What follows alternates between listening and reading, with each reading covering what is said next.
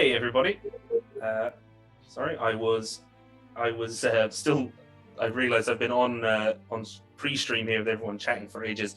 I never actually set up my dice, so I was doing that. But hello everyone! Welcome to the Cloaks of Mindhelm. It's a 5e D&D stream from Penny Dragon Games.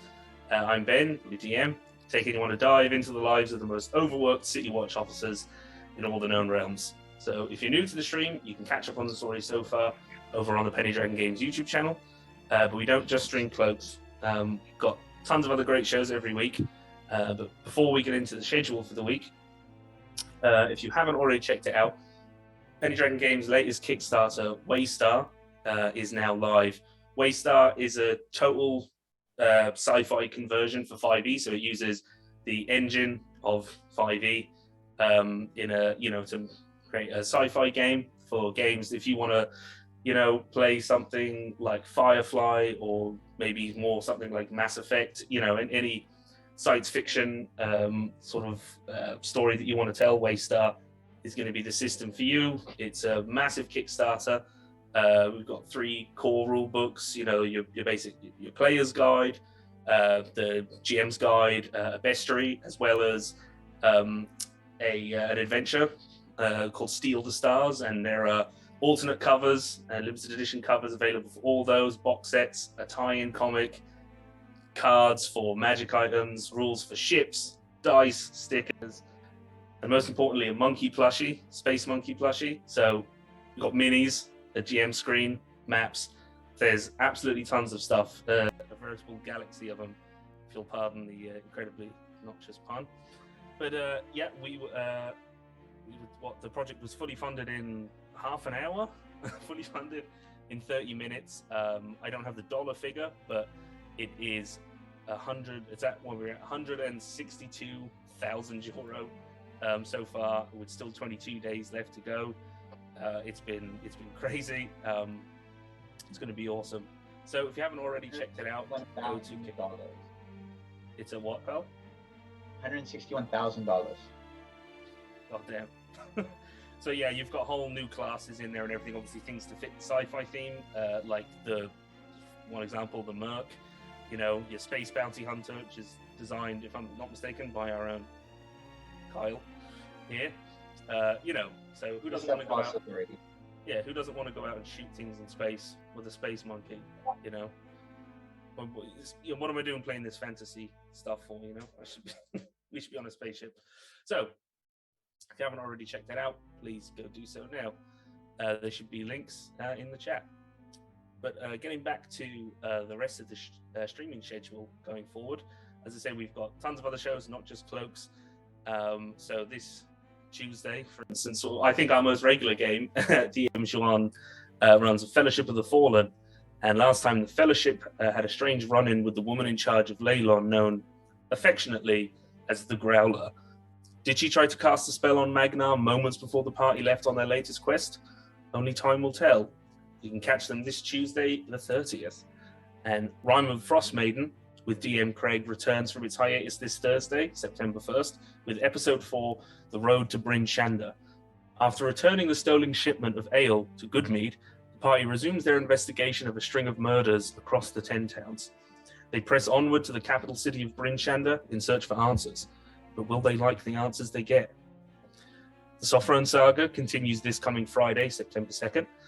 The giants that attacked Braytax Grove have been defeated, but at a great cost. Life goes on, though, and the party knows that Valdar is working fast behind the scenes. But where to next for the saviors of Somerton? So check out Sophrone Saga, run by DM Dave. And there was no Violet Madness on Sunday, a regular alternating Sunday slot, alternating with us. But they'll be back on Sunday, September 4th. And last time we saw that the Swampy Maya had really started to take a toll on the party. Damon seems uneasy. Alfric learns that he's a wanted man. And Shadar finds the answer to a question he regrets he ever asked.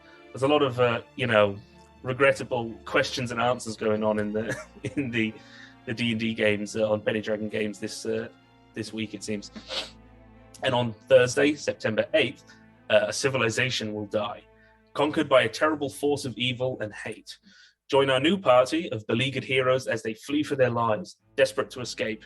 So our new stream, Journeys Through the Radiant Citadel, Wizards of the Coast Adventure, will stream once a month on Thursdays, also run by Dave. So join our party of heroes as they struggle to find a new home and escape the old one. The Churn Gang have defeated Barbar Blackbeak and saved Osier from the Wind Lord Lashka, a djinn who had been possessing his body. I was there for that. It was terrifying and very fun. On September 9th, they will ponder their next move. Go after Kareth, the Usurper, help Lady Blaze and the Merfolk, find out what Orcus is up to. Next Friday on the Churn Gang. Or do some shopping, considering it's us and we love our magic items. Probably shopping. And Candlekeep Mysteries with DM Tom returns on the 22nd of September. With a successful encounter behind them, the party awaits to see what befalls them next.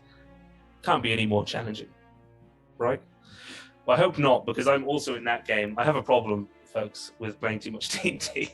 And finally, last on but not least on the stream, keep an eye out for Penny for Your Thoughts. Our host Ryan gathers guests to discuss our streams and D&D in general, both the game itself and everything that surrounds it. So Penny for Your Thoughts doesn't have a regular slot and just kind of runs whenever we have a gap in the schedule. And Ryan isn't off completing quests, whatever it is that wizards do. He has to be a wizard. He's got an epic beard, he has to be. And look at you too, Boyd. Although I don't trust you. You got those Alan Moore wizard vibes going. So you can catch the previous episodes of Penny for Your Thoughts and all our other shows, including this one, on our YouTube channel. And the links in the chat to our merch store, where we have lots of great merch related to most of the streams. I'm actually not sure. We don't have merch yet for some of them, but you can get some pretty cool stuff on this. You should go and check it out. The character art that you're going to see today is by the amazing James Austin. I was so happy I commissioned him. I absolutely loved the black and white character art that we got. He really captured everybody perfectly. And yeah, we have some music tonight from Tabletop Audio, so big thank you to them for letting us use it.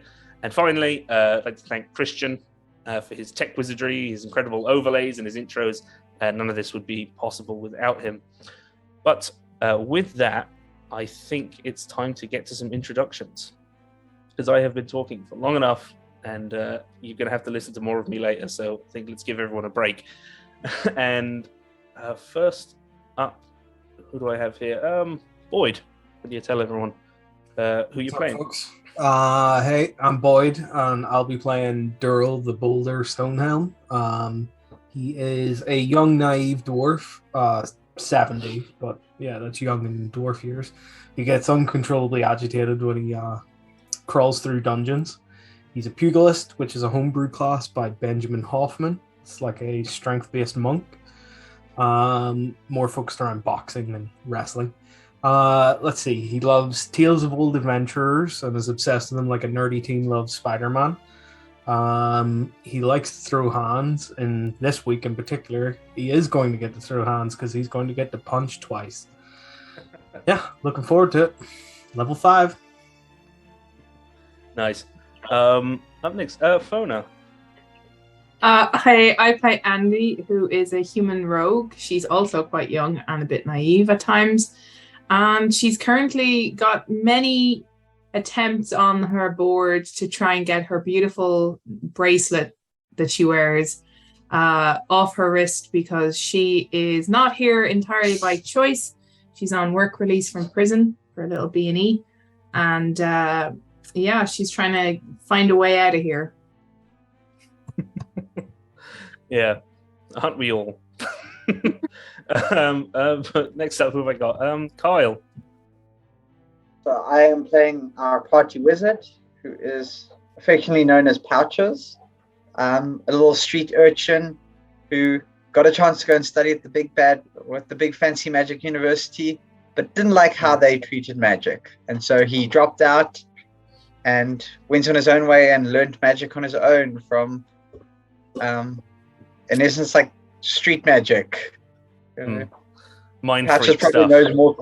Yeah, Patches knows more criminals than anyone. Yeah. The party wizard is an interesting subclass. No. He is actually a subclass of Kyle's own design from the first Mag of Holding from Penny Dragon Games. He's a hedge wizard, which is a really cool sort of jack of all trades, kind of crazy wizard. Duct tape spells together, kind of wizard. And lastly today, because we are missing Tendai, unfortunately, she's not feeling particularly well. So I'll be running Thana when it's necessary. So last but certainly not least, Nico. Hello, I am Nico. I play Petrie. He is an alchemist artificer who has a penchant for trouble and grew up in an affluent, very well-respected guild, but his troublemaking got him into just a little bit too much trouble, and he now finds himself among this crew with his little Ooh, I should have looked this one up before saying it. Homunculus. Someone correct me. Homunculus. What's Watson? Little guy. Little guy. Little magic his servant. guy. Is this little flying magic guy, his little vial of flying acid, who's his little buddy, and they're, not all that thrilled to be here, but also very, very excited with the prospect of getting their hands on all sorts of new goodies that you can't get in the guild. Yeah. But underground. Nothing terrifying about it. Just a little flying vial of acid. It's just, just overhead at all times, just hovering above the party, full of acid. What could go wrong? I feel like Petrie, he'd be the one who would have like an anarchy tattoo, but but it's like floral and pretty. Like it's yeah, totally. With everybody introduced to the fine folks at home, let's get back into it. So, when we last left everybody, there was quite the saga has unfolded in the last few sessions. You had been sent to deal with some brigands, ruffians, who were harassing people, refugees, in this place called Camp Carbuncle outside the walls of Minehelm. Nobody else really gave two shits about them, but your captain sent you off. These brigands were also coming into conflict with the smugglers, who tended to operate around Camp Carbuncle, smuggling people into the city who couldn't pay the toll and the tax at the official gate, just sneaking them in through the sewers. And, I'm sure they were probably extorting them too, but, it wasn't quite as bad as these guys who were calling themselves the Fearless Fellows. Eventually, you tracked them to their lair, and along the way picked up our absent party member Thana, and it was really felt like you'd bitten off more than you could chew. They were holed up in these supposedly accursed ruins in the swamp, and there were dozens of them, dozens of grunts, and higher up captains, some very powerful individuals commanding the band of brigands, chief of which was a human man known as Belloc the Deathless. And once you had gotten overwhelmed, by just the sheer numbers and the sheer force of all of them, you were outnumbered. Belloc proposed a deal, a trial by combat of sorts, fight to the death, where if you won, his band of brigands would pack up and leave and wouldn't come back here, which seemed a bit too good to be true, but a contract was produced, and you braved the challenge, and you did defeat Belloc the Deathless. He fell before you, not before almost killing Doril,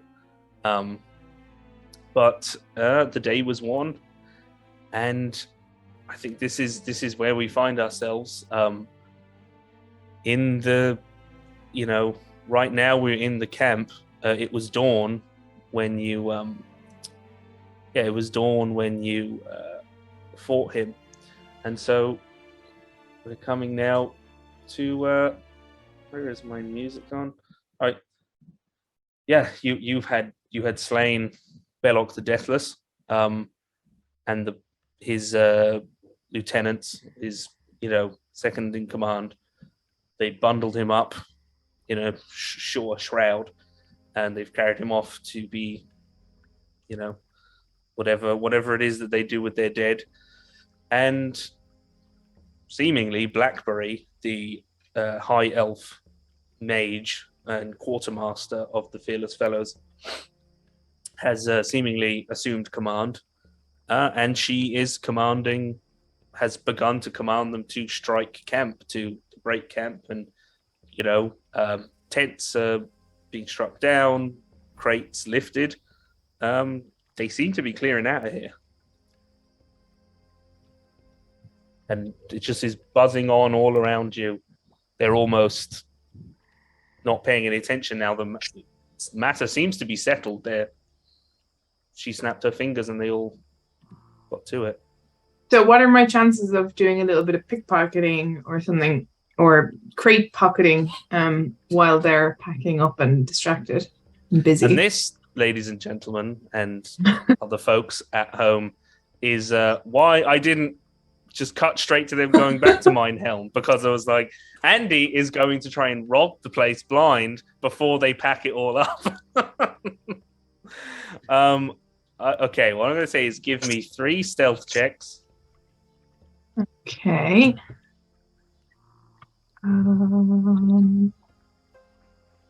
3 stealth. Where's stealth? Yeah. Oh, come on. Oh, there we go. Stealth. Mm-hmm. Stealth. So 20, 26, and 17. Okay.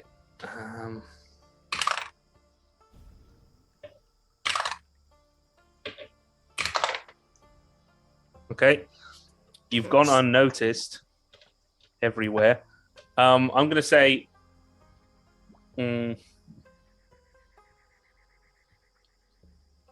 can pick 3 rooms, I suppose, to loot. I guess I'm going to go with the 3 that I didn't successfully get into earlier, which was that one, and that one.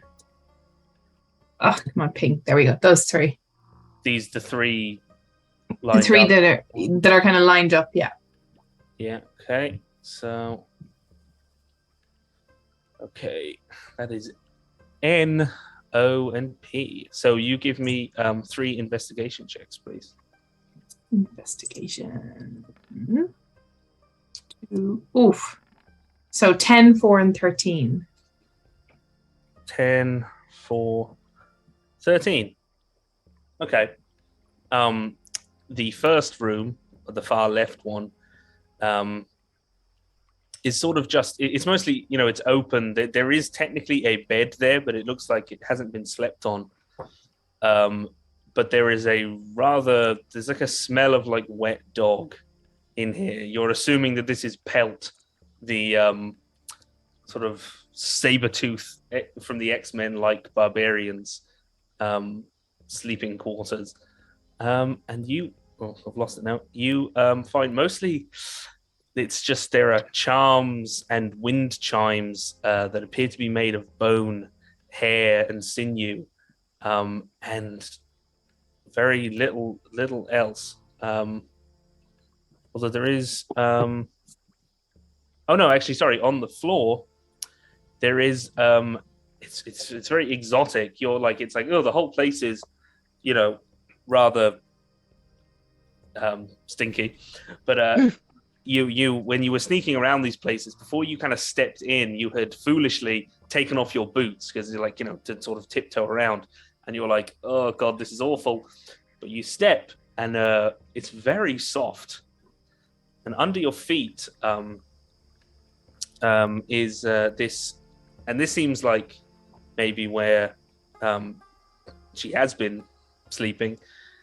There is this a shadow cat fur rug. It's just this pitch black with white stripes all over it. So it's this sort of black with white stripes, almost tiger fur, but it's thicker.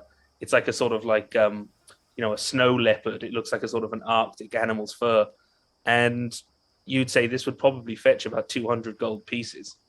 But it does smell like pelt. Patrice's eyeing that. That would go lovely with his thespian robes. Mhm. Oh yeah. I definitely think that could be cleaned up. Like, Oh yeah. you know. It looks important. I cast Steam Clean at 9th level. Yeah, Do so I I'm have a gonna pen spell? roll that up. Gotta get a pen. Yeah, I mean it's quite large, so I'm gonna say you're reasonably gonna probably have to roll it up and maybe just stash it somewhere just outside. For later. and leave before because I mean they're gonna be probably all day, or half the day taking this place down. So I would make sure that you leave before they fully pack up, because so the second one, what was it again? Something 10, 4, and 14. But there is actually quite a lot just out here on the top. In this appears to be Blackberry's quarters. There are vials and ink pots and quills and some rather disturbing looking room? Blackberry, the Which where the are we Nazi, looking at? the kind of where am I? This one. So yeah, it is, and some very disturbing and nasty looking medical tools. Oh my gosh! Right on. Okay, so for Bone saws sure, Tree is interested in that stuff. Yeah. So Absolutely. yeah. So Watson Andy, will head over. what is this? Where's it gone? Oh, so yeah, Andy, when you searched there, you found. I'm just gonna. Okay. Let me just. Yeah, you find an abacus. So I'm just gonna put it in. Pop it into the Roll20. You find an abacus, an hourglass, magnifying glass, which is actually worth quite a lot of money. Herbalism kit, alchemist supplies, surgical tools, and also 3 books that are sort of just visible out on the top. The only one whose title you can read, unless, what does Andy speak? Common and... She has Common, Elvish, Thieves' Cant. Yeah, so from a glance, this book is called The Weakness of Flesh. It's written in Common, and it is to be musings on transmortalism, musings on basically transcending your fragile flesh and, becoming something more. Okay. I think, like... Patrice's just squeaking. He's literally vibrating in the corner. He's so excited with the prospect of all creepy shit. Some of that Andy probably wouldn't have bothered with, but I think she's doing this on a sort of a quick basis, so she's just bagging and pocketing everything for later review.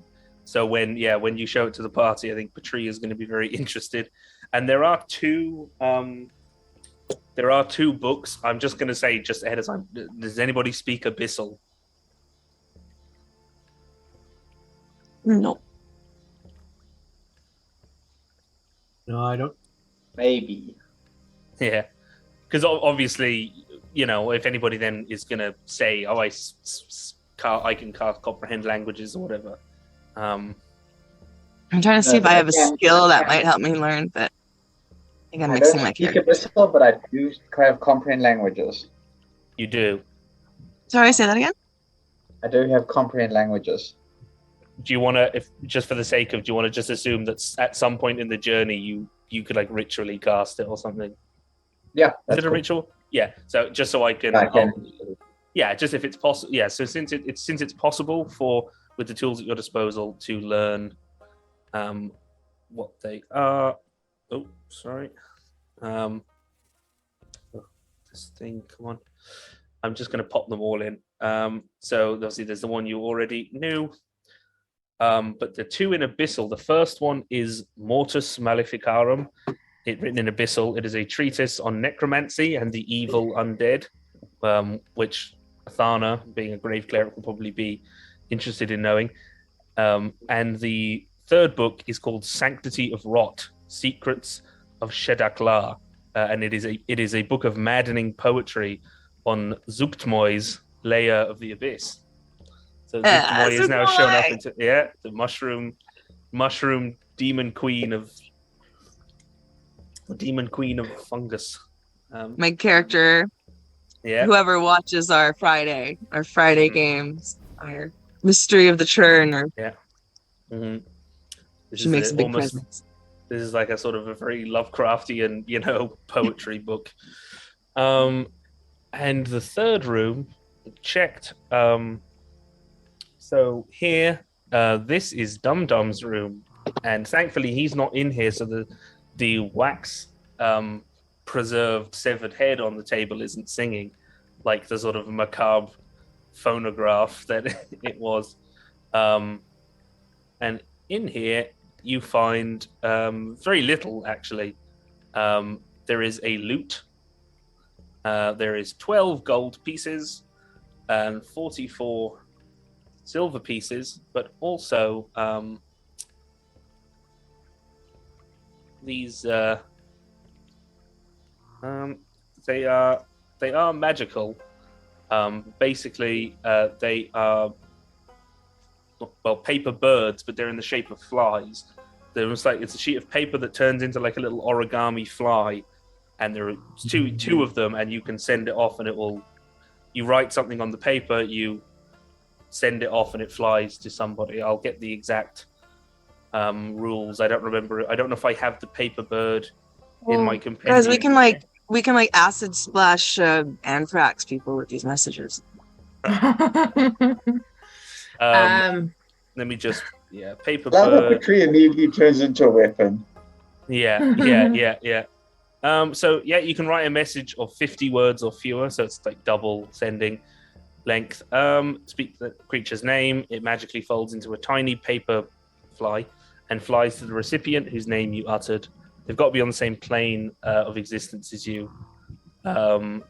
It's kind of, it flies there. Obviously, it can be stopped, if somebody saw you doing it, it can be destroyed on its way. But there's two little messenger flies in the back pocket. Once it's delivered, it loses its magic. I think. Let's double check that actually. Yes, it does. Yeah, but they are they were tucked away, like just a little bit behind in a sort of a crack in the desk. These little paper flies, but that is what you found in there. I'm going to say, since you succeeded those stealth checks so well, if you want, you can search the last of those quarters. Although I actually think Kyle Pouches had already kind of searched some of it. Yes, but you can make a further investigation check, because you have been, pretty. Come on, be good. Successful. 20. Yeah. So you So this is you needed a DC 16 investigation check to get the better stuff, but this is what Pouches had found. So there is an iron, there's a censer, like an incense burner, which contains a continual flame spell. That's worth about 60 gold. There are 9 candles, a scentless incense block, and it's in Celestial, but beyond. It's a book written in Celestial, and it's a treatise on various afterlives across cultures and dimensions. But tucked away beneath the bed is a gem of brightness with 11 charges remaining. Also 77 gold pieces and 437 silver pieces. The gem of brightness is a gem which you can. I will actually. Is it bright? Yeah, it's very bright. Okay, can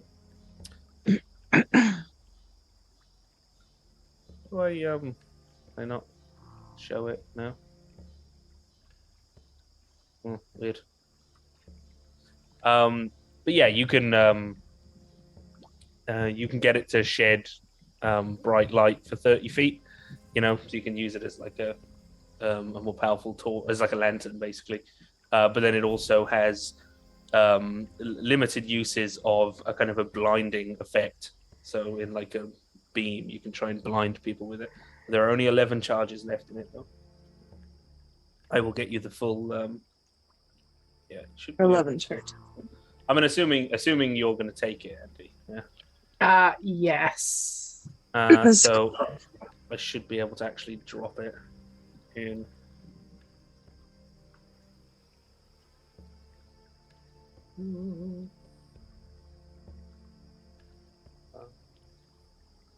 Yep, that should have dropped in. Yeah, and then you can look it up there. But you've got you have a gem of brightness. So that's all you're really going to have time for assuming you maybe stick around for like an hour or so. Or, I mean, you can stick around as long as you want. But I have a feeling I definitely. She wants to make sure that he does the full deep inspection to make sure that he gets his hands on as many cool little contraptions and medical weird thingies that he can find. Mm-hmm. So, I mean, after seeing Andy come back with that stuff, so is Patri then going to... Well, because Watson will have been... Well, Watson knows the whole lay of the land at this point, I think, here. So you were saying how all those little medical instruments and stuff in the bedroom, all the whatever creepy shit. So that's what Patri's interested in.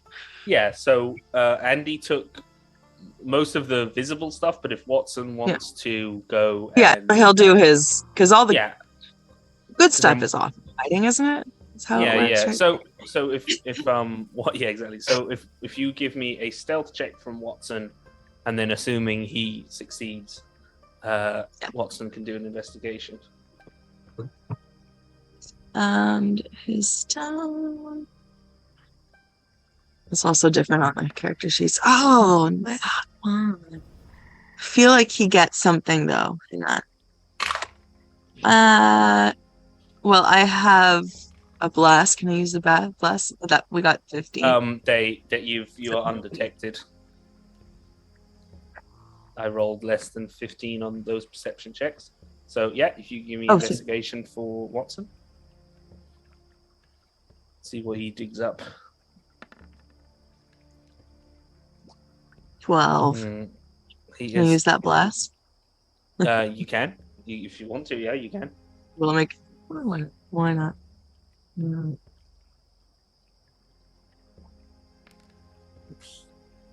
13. Unfortunately, the place seems pretty picked clean.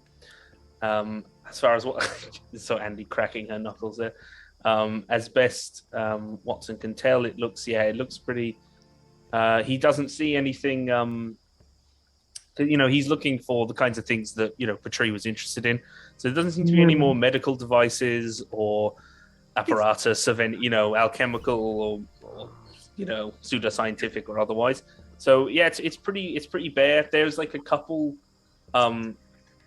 There's a couple of like more general interest books. There's sort of like one on engineering, pulleys and levers and very kind of rudimentary things that Patri would know. And not interested. And I think if Watson comes back empty-handed, Patri will go look for himself. That would make any difference. But apart from that, he's not very happy.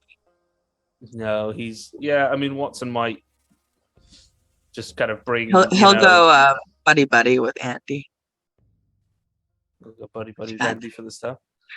Yeah. So yeah, is there? I mean, how long? I mean, they're just going about their business and going. So assuming unless somebody wants to do anything else here, talk to any of the Fearless Fellows, I think it'll be marching on back first to Camp Carbuncle,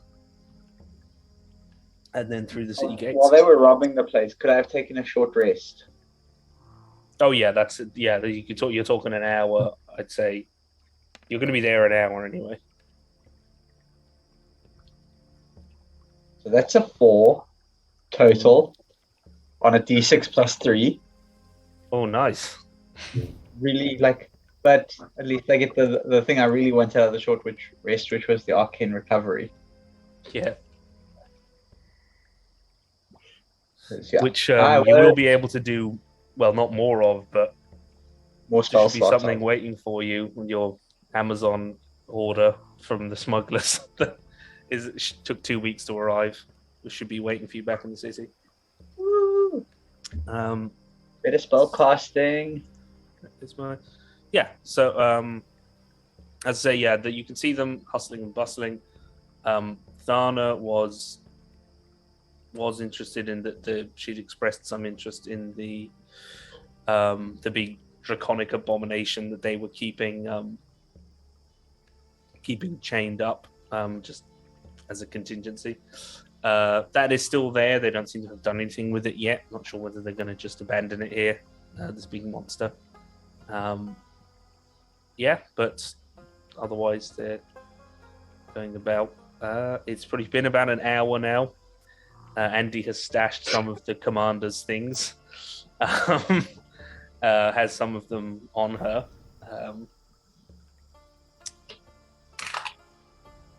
Yeah, like once Sandy was done with her sneaking around stealing, she's gone back to looking kind of just like as innocent as possible and quietly just standing around. I think she knows better than to talk about her gains while there are people around. So, but as soon as we're walking away and we're clear, she's probably going to sidle up to Patri because she wants to do a deal with Patri. For something, so but she's not going to talk about that when there's potentially ears to listen.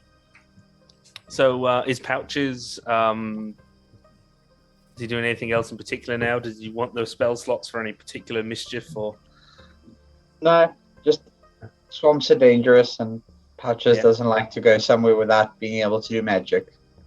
Yeah, true. So Boyd, anything is Doral have one thing interest? I would have done while resting, because I actually have a point of exhaustion and everything. He looks absolutely wrecked. Yeah.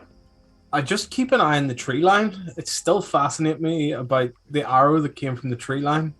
Mm-hmm. That's it. Just try and see if I can see anything.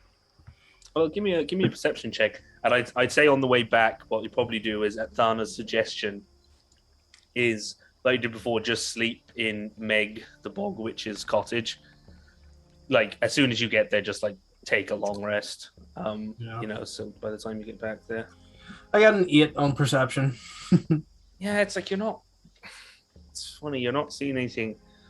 Weird. You can't see anything in the tree. Like you see a couple birds, you know, here and there, and with all the movement and they're packing things up, there's, you know, birds are kind of flying out of trees away from all the ruckus. But yeah, no, nothing really. It's also, yeah, it's kind of difficult to focus because you can't really shake the feeling that we're in a den of wolves, and you know they said they're going to leave us alone, but you're kind of watching your back, waiting for one of them to shank you, or you know, clap some irons on you or something.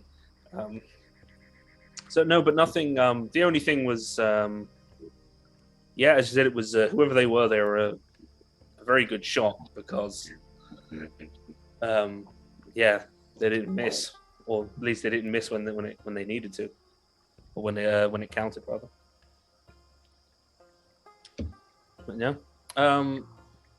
yeah. Well, I think then, unless there's anything else, I suppose the party leaves the ruins and starts heading back in the direction of Meg's cottage to spend the night. So as you do, you get one last look from Blackberry. Sort of looks over her shoulder at you. And that's kind of it. You don't see Dum-Dum, you don't see this, you don't see Pelt. You saw her lifting some heavy crates earlier, but not since. But you see the sisters are in the courtyard. They seem to be kneeling in some sort of prayer. But other than that, Blackberry gives you a look. So do a few of the guards at the gatehouse. Although they're not really guarding anything, they're packing it up. But yeah, you that's it. You leave with it's uneventful. Nobody tries to stop you or anything. And also, sorry, just before we leave it, I don't know if Christian, if you could kind of zoom out a little bit, try and get as much of the map as possible. But again, this unbelievable map is by Kate of @It'sAMap on Twitter and Instagram. Something I commissioned from her. It's phenomenal. I love it. And I'm really sad that we have to leave it now because it's amazing. So, yeah, I'm actually just going to put it back to... Oh, that's gone. I don't have the map. I think the map for the camp got deleted. So I'm just going to put us back to the stream page, like the landing page. Yeah. So as we say, pass through Meg's cottage, was there anything, because otherwise unless somebody wants to kind of, pause to focus on anything in particular, it's going to just kind of be maybe the cottage, then Camp Carbuncle. We'll have a little bit, I suppose, relay the news of what's gone on, and then it'll just be onto the city. But unless anybody... Does anybody want to do anything in the cottage, or are we just taking a long rest? And I'm not going to bother with, combat. We can assume maybe you had a couple of run-ins with a wildlife, on your trek back, but... While we were resting overnight in Meg's cottage, Andy will have been playing with her knives and probably staring somewhat creepily at some of the others while they were sleeping. But doesn't do anything. Just mulling on thoughts after our most recent creepy adventure. Yeah. Oh, it's passed out. Right. Yeah. For anyone who doesn't remember or who's just joining us, some people that Andy got on some criminal people that Andy got on the wrong side of, as did the rest of the party. They offered her an out. They would get her bracelet off, her house arrest bracelet off, if she killed Doral and Pouches, because this whole incident happened before Patri and Thana joined the party. So yeah, that's what she's mulling over. Her freedom for her, especially since her lives. Like her vibrating stone has disappointingly yet to vibrate, so she's kind of given up on that option, and she's still carrying it around in the hopes that any day now it might start vibrating and give her a different out. But this is definitely the one that seems like it has perhaps the best chance of success. Yeah. All she has to do is kill some folk. Yeah. It's easy. Sorry. Yeah. So that is Meg's cottage. Thana, as you leave, take some time to fix it up, put things, back in a more reasonable order. She does a little bit of cleaning as best as possible. It was kind of wrecked and gooped up by these by the bullywugs, but she is friends with Meg, and so she's just puts it a little bit more in order before we all leave, and eventually we make our way into Camp Carbuncle. And where is my? Just bear with me for a second. These songs. You can hear the airplane. No. Does Zoom do a good job of? Wow, Zoom really blocks that out. Yeah. Didn't hear it. So. I heard a very suspicious metal gong from upstairs, which I'm kind of deeply disturbed about. But, Cool. Yeah, sorry. Some of my previous maps got deleted, so I actually don't have the Carbuncle map. But we won't.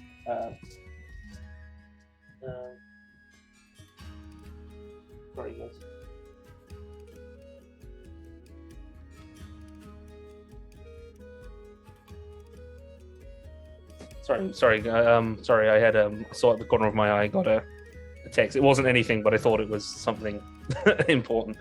Sorry. So, yeah, we won't necessarily really need the map, but if you make your way back, as you come back in the way that you left, one of the first people that you see is Meg, the bog witch, this human woman, very kind of shoulder length, dark hair. It's a bit scraggy and greasy looking. She's a bit smudged, wearing some, very kind of drab green and brown clothes. Look like they blend in well. Blend well into the swamp. And she sees you, and with Thana no less, and she says, "Oh, well, you're alive." She says, "And I see you've met our Thana. Did you help these lot back through the swamp? What happened? Is the cottage clear?" I guess so. Yeah. That and then some. Oh, she's delighted. She's beaming. She's, and what about those bastards? You find them?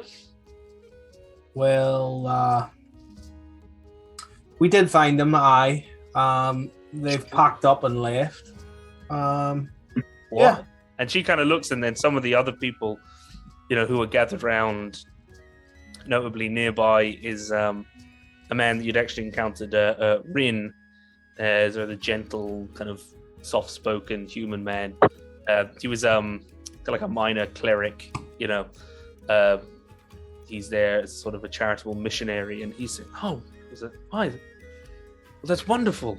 This is wonderful news." And he kind of turns and he's, says to somebody, go kind of spread the news about, And he says, I can't thank you enough. I wish there was something more that I could do. And he's kind of looking at you. Are you any of you hurt? Are you injured?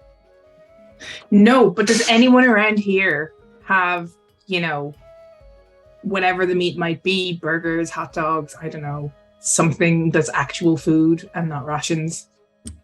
Oh, well, I'm sure we were about to get the stew going. Midday stew. Yeah, certainly some for our champions, eh? Says, says, thank you. And he starts sort of going and shaking hands and kind of bowing at all of you in turn, and, done a great thing, and Meg is impressed, and the others and some of, people are kind of, there's all whispering around. I mean, they were impressed enough when you killed Griff, one of the captains, and, took out the ones that came into camp. But, yeah, and also, where is I've lost his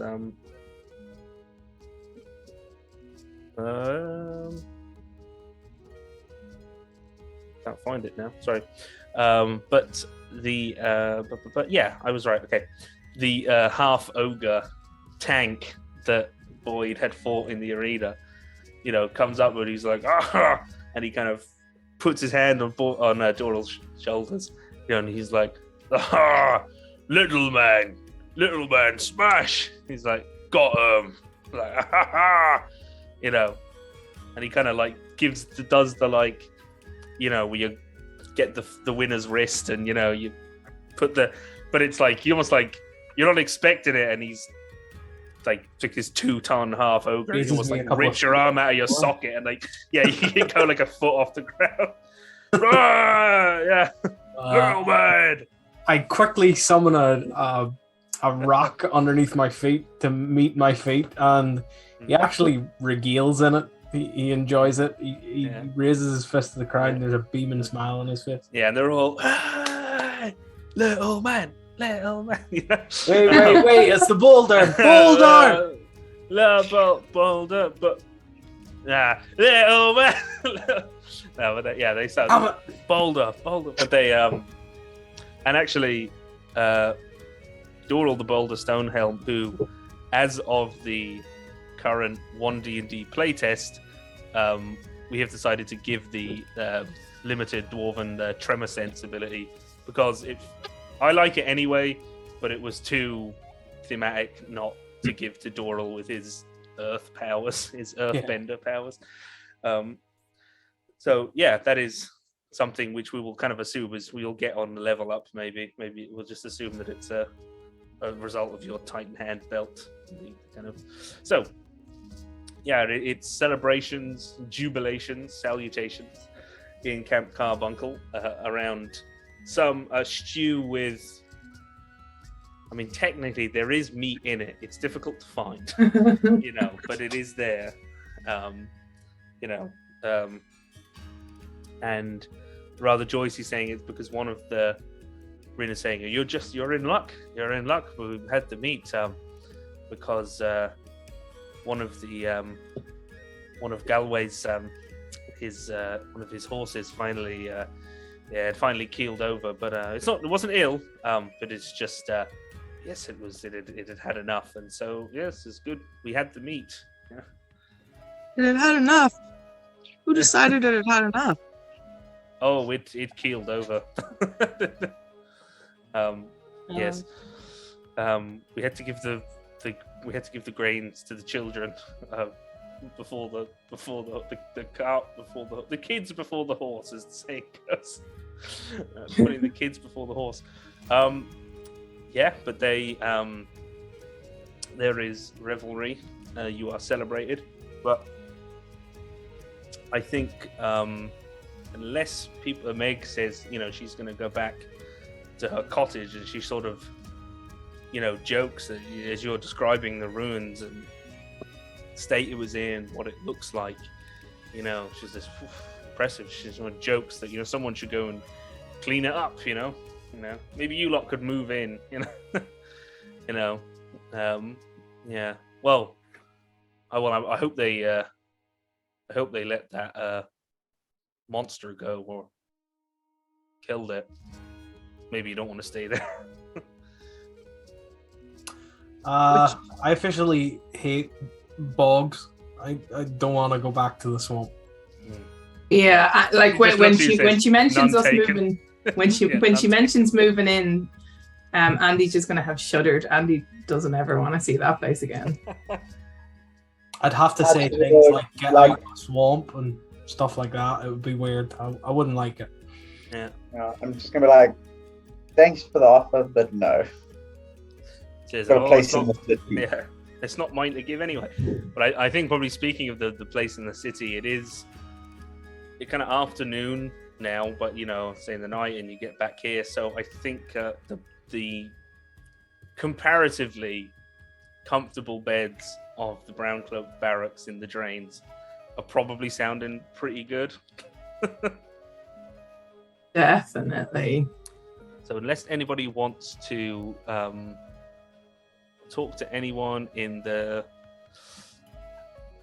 camp, there's Meg the Bog Witch, Rin, who was the cleric, the missionary. There was Vera Valleygold, the halfling troop leader of thespians, and her gaggle. They were celebrating with you last night, and then the other guy was Dunbar, the sort of tall, kind of rather simple man who was kind of not rag and bone man, or like, yeah, he was, just going around collecting things and tinkering with things. But yeah, otherwise, I mean, they all celebrated with you last night, but unless anybody wants to do anything in particular, I think it's back through the city gates. I just wanted to make sure. I wanted to go back to. Oh, her name escapes me. She's a female who works for the middleman. And she was going to get me papers to hopefully get Tank into the city. I wanted him to join my gym. Yeah. Could I follow up with her on that?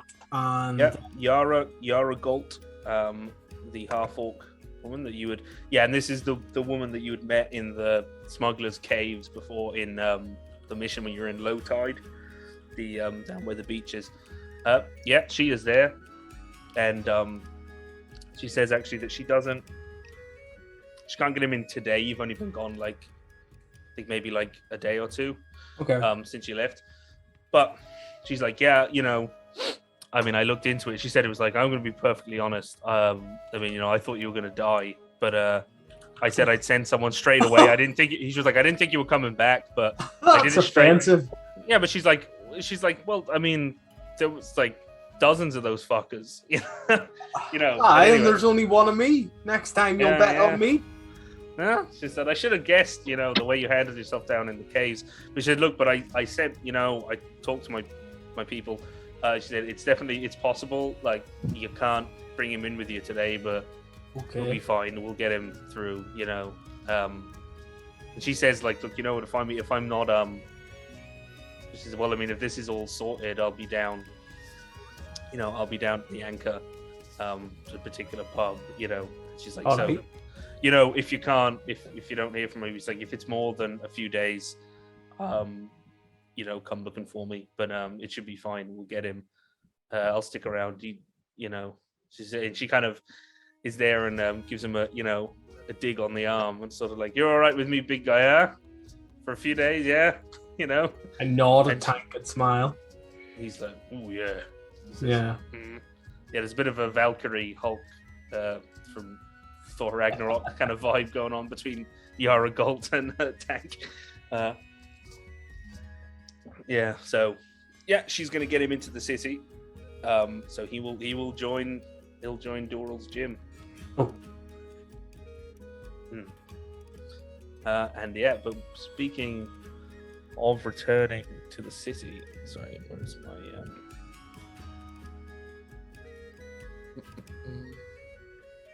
Love this music.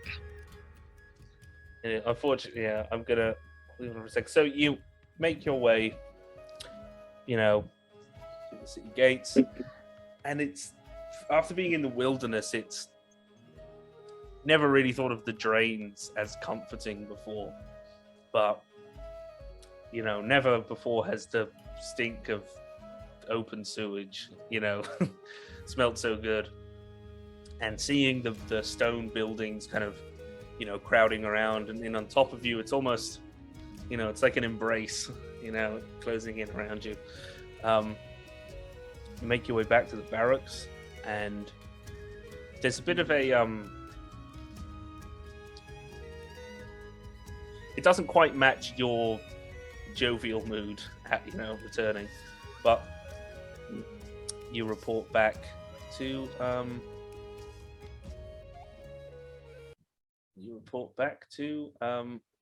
Captain Galloway, Gondon Galloway, the man in charge. He's there with your Sergeant Leia Stone. And where am I now? Sorry. So, just to remember, Gondon Galloway is human. He has he's looks like late 50s, balding, black hair, beard, very weathered looking. He has a peg leg, but he's still an active duty, and by all accounts hasn't slowed him down one bit. He's very curmudgeonly and hard-nosed, but an honest man. People have nicknamed he got the nickname the Headsman. But he is the captain of the old barracks, the first and largest of the Brown Cloaks barracks here, and it's in the one for the drains. And he says, you explain. Presumably, you debrief him, and he says, "So, they're really gone."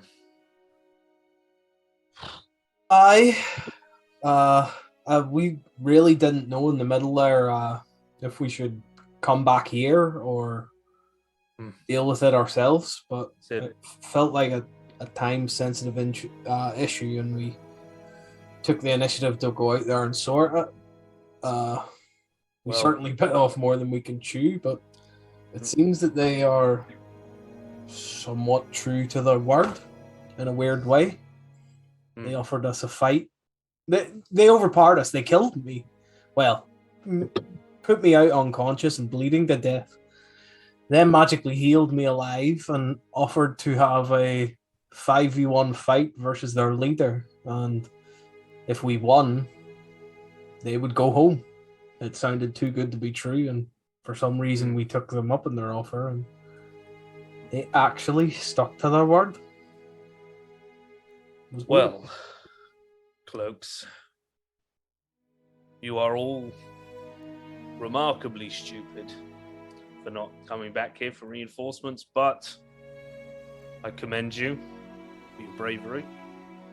Do your best. And as you said, may have been time sensitive. Quite the feat, I must say. I wish I could offer you something more than my thanks. I just wanted to extend my thanks to you for giving us this mission. I don't mean it to sound so cheesy, but those people out there didn't have anyone who could help them. No one gave a shit about them because they didn't pay taxes and they weren't inside the city. My guess is that someone above you will be pissed off that you've done this. And he says, "Oh, Stonehelm, they already are." Well, thank you. Those people there, thank you. Through us, we were able to achieve that. He said, "Look, if it was entirely in my power." He says, he says, "I'd get those bloody things off, but it's not just, For the first time in the entire conversation, Andy stopped looking at the ground briefly. Says, He says, it's not good enough. It's not good enough. What you've got to put up with, but someone's got to do it. As you say, someone's got to help those people. And you did. That's what we're here for. If none of those other fuckers are going to do anything about it, then it's down to us. And as I say, all of you have my respect. Fortunately, that's going to have to be good enough. I don't have any promotions or pay rises to hand out, but I can at least give you an extra serving at supper tonight. I got a cask of mead, pulled it out my arse when I heard word that you'd come through the gate. So we're gonna have a toast to you lot tonight. Captain, you are my hero. And he gives a Petrie will raise Watson as a little flask is like a yeah. He says, well, busy putting out fires. He says, so if you'll excuse me, Cloaks. Aye, Captain, sir. He sits down with a creak. You're not sure if it was the chair or his bones creaking. Maybe his leg. Yeah, maybe. Yeah, he. So yeah, that is the nicest I think any of you have ever seen Captain Gondon Galloway. So when he sits down to do work, your sergeant, Leia Stone, she comes out and she says, was quite a thing. You know, I know Captain can't do much about it, but he says, between us, you're going to hear it. You're going to hear it around the barracks anyway. But Captain Hastings, prick, and Andy, you had seen when you actually, I think right after you got the Vibrating stone. The lodestone, yeah, to this guy Hastings, who was the captain for the barracks in on Highbourne Hill, so in the rich part of town. There's far fewer brown cloaks there. There's a lot more sort of private security, or silver cloaks who guard the nobles. But he was, sort of preaching, for lack of a better term, there about the drains, and it's a den of iniquity, and there's all sorts being led into the city, and Captain Galloway and the old barracks, it's a cesspit, and poor old the commander of all the brown cloaks, old Bill Sharp, the storied old warrior and public servant, he's senile, and he's Captain Gondon Galloway is basically taking advantage of him, and it's all going to shit down there, and we need to make the city kind of, we've got to make it, make the city great again, and we get back to where we were, and we got to clean it all up. This very charismatic man, and she says that he has basically, now you saw Captain Galloway, Briona Belmont, who is an agent of the smugglers, the middlemen, was in his office. Andy and Pouches recognized her. And because the smugglers were operating there, and they were also being hassled by the Fearless Fellows, and there has long been, and Hastings mentioned this as well, suspicions of the smugglers know the sewers as well as the brown cloaks, and some people say that the brown cloaks, have a deal with the smugglers and the sewers, and they let them do what they're doing. It's not true. There might be a case where maybe life's a little bit easier if you're not going to full-on war with the smugglers, but that's not the case.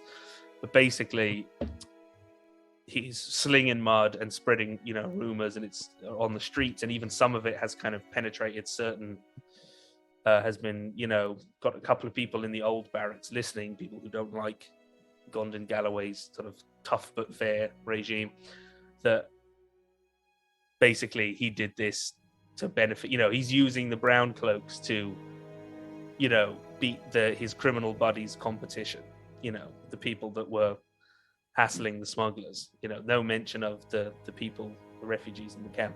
So this is the sort of the mud that's being slung, and that he's involved with the middlemen. It seems to be what Galloway was talking about, about. It's for goddamn ridiculous. Is there anything we can do to fight these rumors? How do you fight the wind? I don't know. It's not fair. That man's stepped up to fill a gaping hole that old Bill has left. He doesn't deserve that sort of treatment, especially when he does such nice things for others. Maybe Hastings should meet some people on a dark street. Yeah, that's treason, nice. And I don't know anything about that. The other, she says, the other.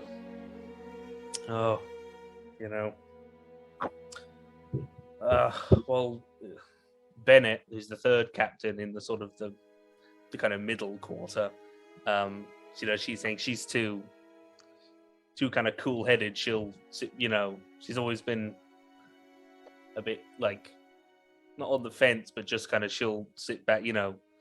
She's very kind of calculating and is a bit wants to just kind of get the job done. But it's not like she's not going to have any support. And then, of course, if it came down to clearly this guy is gearing up for. Every year we've been waiting for old Bill to pop his clogs. He's like over 100 years old, and nobody's really pressing for an election, because it's like, oh well, Bill's he's gonna go, he's not going to survive this winter. So there'll be an election next year, but he keeps hanging on and surviving. But you can hear that Hastings has been sort of pushing for, let's have an election, you know. But it doesn't seem like Bennett really has much interest in being the commander over everything anyway. Although, by Leia Stone's account, Isabeth Bennett, the other captain, she's all right. She's not, you know, she's not a political animal, really. But as well, well, as the captain said, we're gonna have a. I don't want to use the word feast. We don't really have feasts around here, but what counts as a feast for us? You know, we got pig on a spit and a cask of mead. We used to have them when Warden was around. We used to make a feast happen somehow. Yeah, we're running a bit low on Vorden's salt and spices. Well, you know, plenty of porridge though. I'll try and work on that. Yeah, well, Cook's gonna, you know, he'll rustle something up first. She says, "Look, I got to get to it." And this whole time she's sort of, you know, looking at Thana, and you know, in this process, it has been let known to the quartermaster.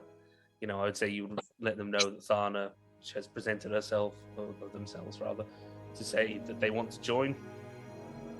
So that process is going to get underway, and a bit of a special exception is made for tonight, that Thana is allowed into the mess hall, you know, as kind of your guest, you know, and since they are going to be soon to be, you know, inducted as an initiate, you know, it's allowed. And at the feast that night, there are, you know, many of familiar faces. There was the quartermaster Sid. You see here and there the cook, Pippa Riverweed, halfling woman, Winston Larch, the head scribe, who sort of also kind of looks after the commander. He's his assistant, gets his, you know, some pieces, and, you know, clips his ear hair and stuff. You see Delphine Astor, the armorer and weapons master, and Len the Leech, the head healer, the barracks, and then you know, your fellow grunts is Jasper Silverstring, the bard, Daisy Dale, the human girl, young woman with big tangle of brunette curls, freckled, you know, very conventionally, almost looks like a sort of a fairy tale princess, except she's had her 2 front teeth knocked out, and she's got a big battle axe. You know,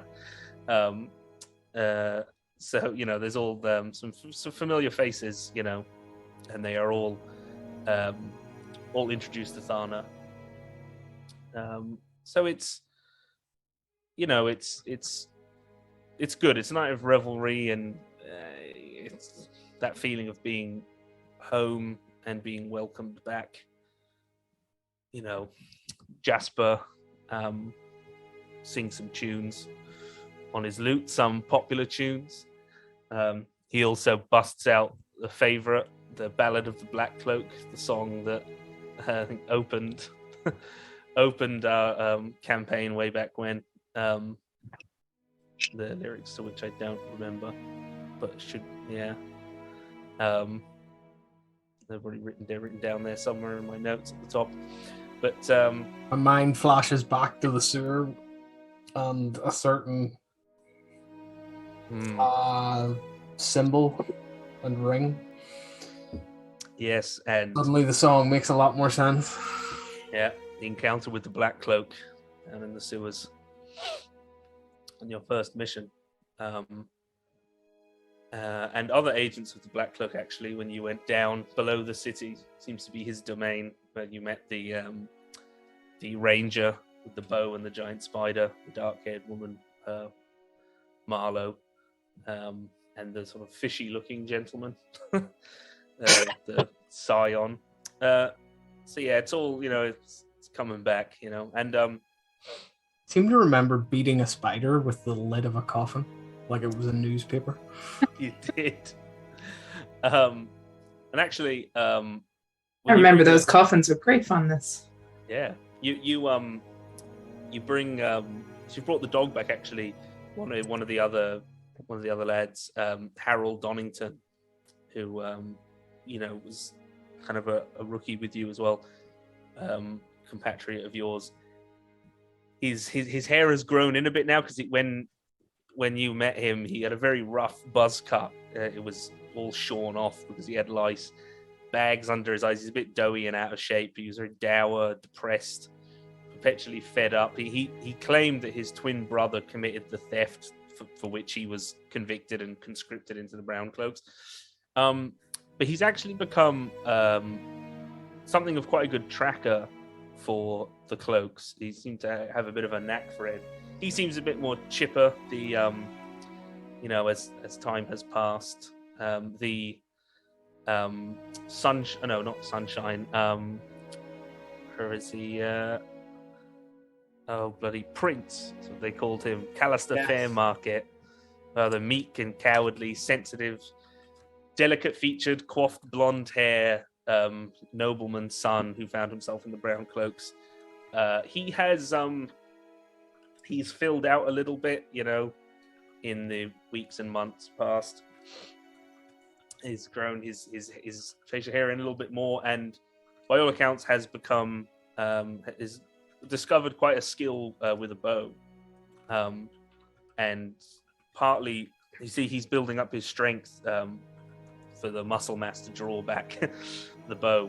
So things are different. Daisy, very chipper, with a big front toothless smile.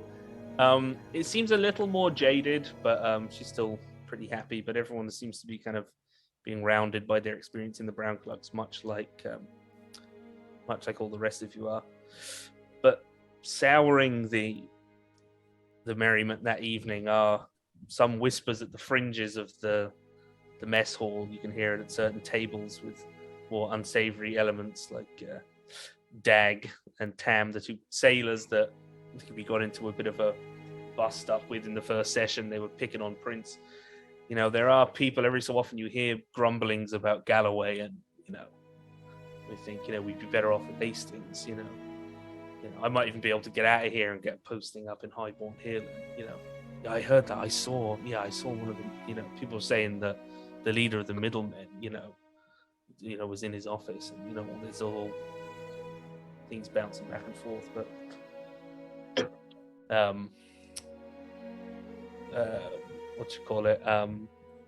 Jasper, the bard, the minstrel, he's looking over. He says, "He's like, bloody rat."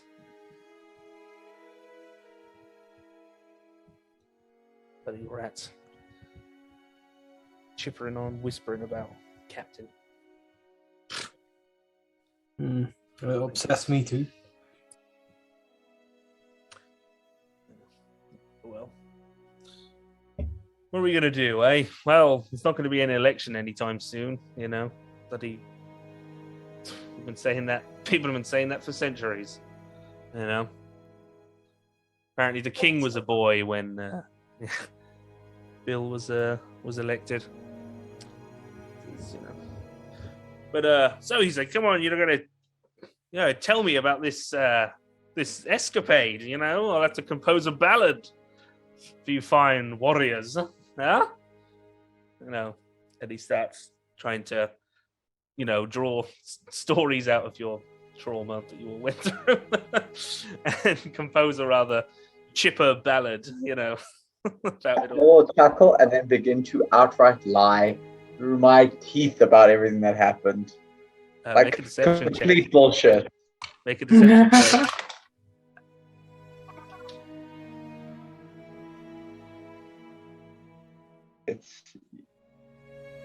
I'm not bad at deception.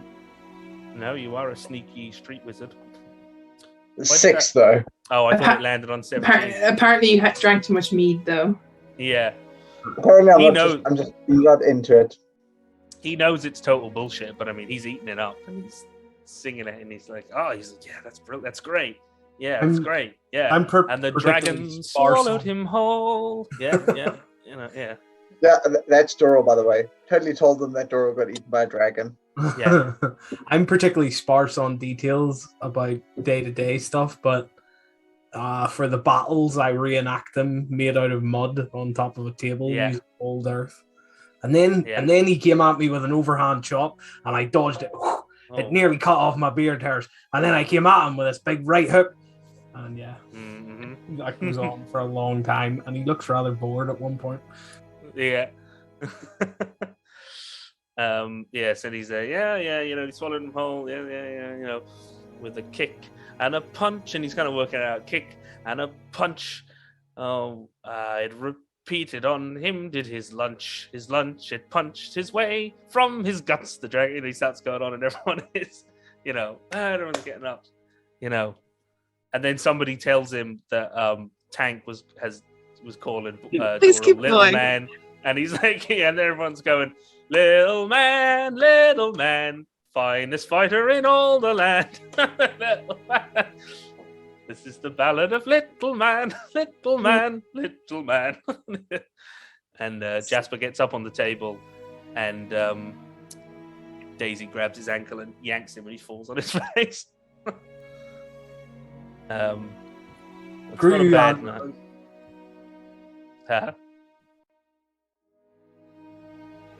What was that, Boyd? Screw you and your loot. Friggy. Name's Boulder.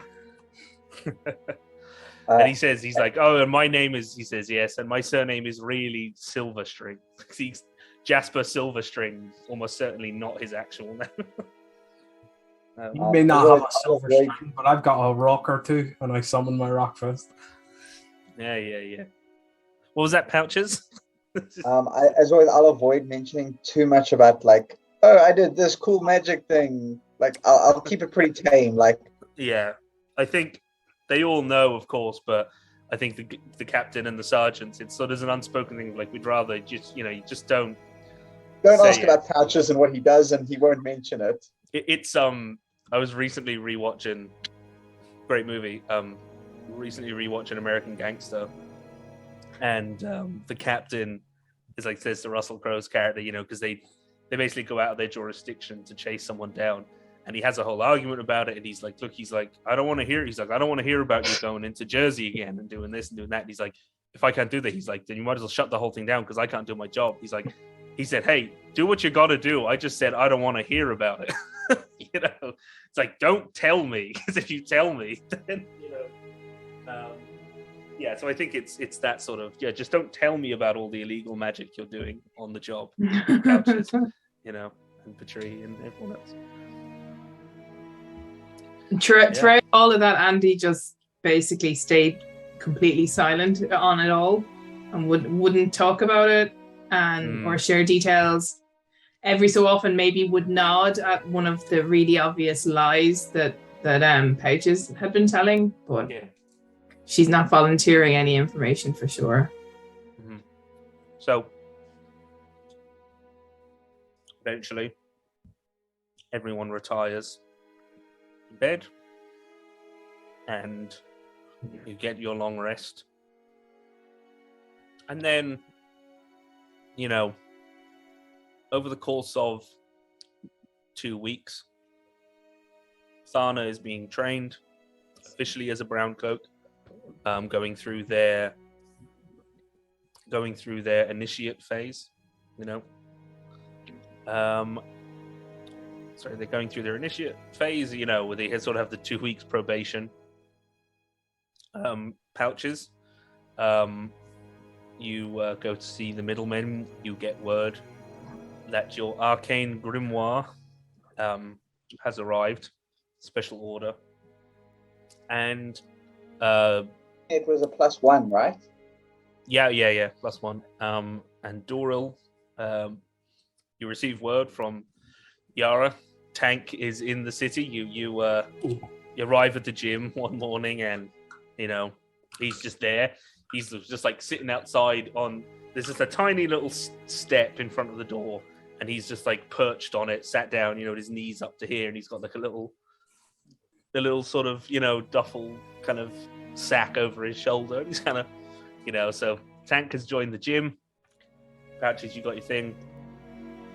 You're gonna go back to your normal routine, and the hound, the wolf hound, Mr. Fibbles, we're gonna have to. It's gonna have to be some kind of Brown Cloaks bylaw that dog can't have that kind of name or something. If it's gonna be an official police dog. But he's also sort of officially inducted, and one of the people, but Donald, or Harold Donington is actually one of the people who heads up the training along with Thana and the rest of you. And so, just before we take our break, that is where we're going to take our break. And when we come back, I think everyone is going to level up live on stream. I did already level up the dog, though, because the dog has gotten levels in the sidekick class. So yeah, we are going to take a break there, and we will see you in 10 minutes. Waystar systems activated.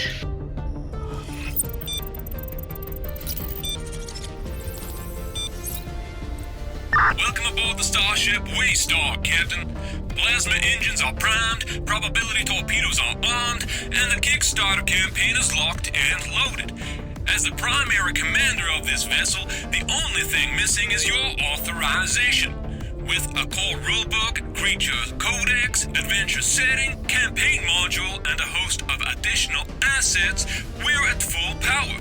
Please say the word and we'll neutralize the enemy. Enter authorization codes and confirm weapons deployment. See you among the stars, Captain. Orbital Control Defense Operations, out.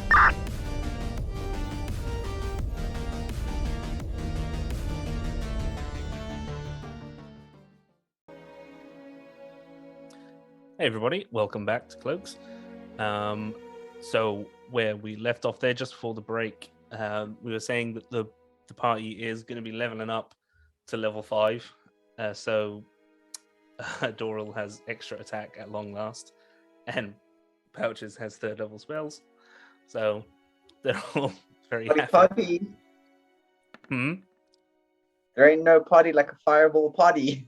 Yeah, we all know why wizards want level 3 spells. So, if anybody, I suppose, hasn't already, you can take the average. Up. Yeah, you can take the average for. Oh yeah, see, I think because. I'm trying to click the roll and average thing to level up on mine. I need to. I'll have to do the same thing for Patri that I did for Doral. So I need to at some point. So actually, I must make a note of this. Hang on, a second. I'm making note of this on my board. Yes, I am very happy with my level up so far. The last time I tried, I rolled terrible, so I'm just taking my average. Nope, I'm quite happy with the fact that I rolled a 6 on a 6. I mean, you can if you roll. I mean, you can re-roll a 1. That fucking sucks. But I'm gonna have to do the same thing for because I don't have the Artificer on this campaign, because when we started this, I didn't have Roll20, and it was for the launch week, so we did it on the Penny Dragon channel. So it was on Paddy's account. So I just have the GM role, so I can't actually share my compendium. So at some point, I've made a note on my whiteboard to remind myself to do it. So I've been meaning to do it. I'll need to switch the campaign. I'll need to make a new campaign on my page, like on my account, so that I can share it across. So for today, I think I will sort it for the next time. I forgot about that on the level up because it's been a while. So this is annoying. I'm going to have to just... We'll work through it. I'm going to have to just put stuff in manually. So, okay, Okay, while people are doing that, I'm gonna. Oh yeah, because I already adjusted Watson because his stuff goes up when you reach this level. Because when your proficiency bonus goes up, he Okay. Oh, actually, hang on. So, I am able to do the. Okay, it is able to do the artificer. Okay. Well, attack So- bonus almost in double digits. Nice. Do you so I don't know if it's obviously it's not letting you do it, Nico, but do you want to just take the average for the HP or do you want to risk the roll? See if you can get I more? normally roll. Let's roll. Well, Patrice's a roller. But Oh yeah, why is it not? Yeah, it's weird. It's like not rolling. So Okay, we're let's going to use re-roll that. the new dwarf race from the Unearthed Arcana that was recently released for D&D 1. And I get Dwarven Toughness, so your hit point maximum increases by 1, and it increases by 1 whenever you gain a level. So yeah, I get some extra HP from that, which is good. Need it on the This front is annoying. lines. I don't know why the roll is not working for some reason on this character answer. So if you want to roll, if you just roll a D8, Nico, and we'll put it in. I'll adjust it manually. I don't know why it's doing this. So for anyone interested, Ooh, I nice. took Blink and Fireball for my 3rd level You spell took slot. Fireball. Yes. What? Shocker. Cool wizard spell. Frankly how stunned. many do I roll?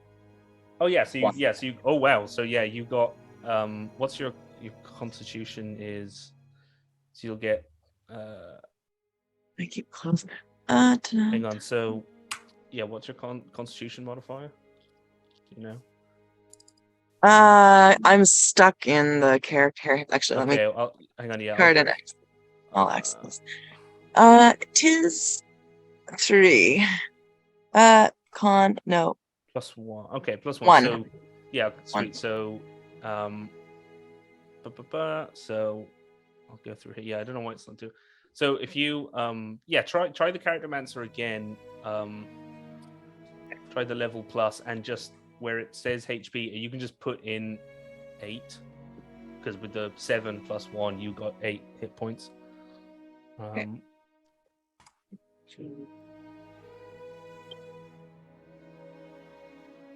So yeah, for the folks at home, Patri also gets obviously as well as proficiency going up, and getting access to second level spells. She gets or he rather, Patri gets another subclass feature, which for the alchemist is Alchemical Savant. So you've developed masterful command of magical chemicals, enhancing the healing and damage you create through them. So whenever you cast a spell using your alchemist supplies, you gain a bonus to 1 roll of the spell. So the roll either has to restore hit points or deal acid, fire, necrotic, or poison damage.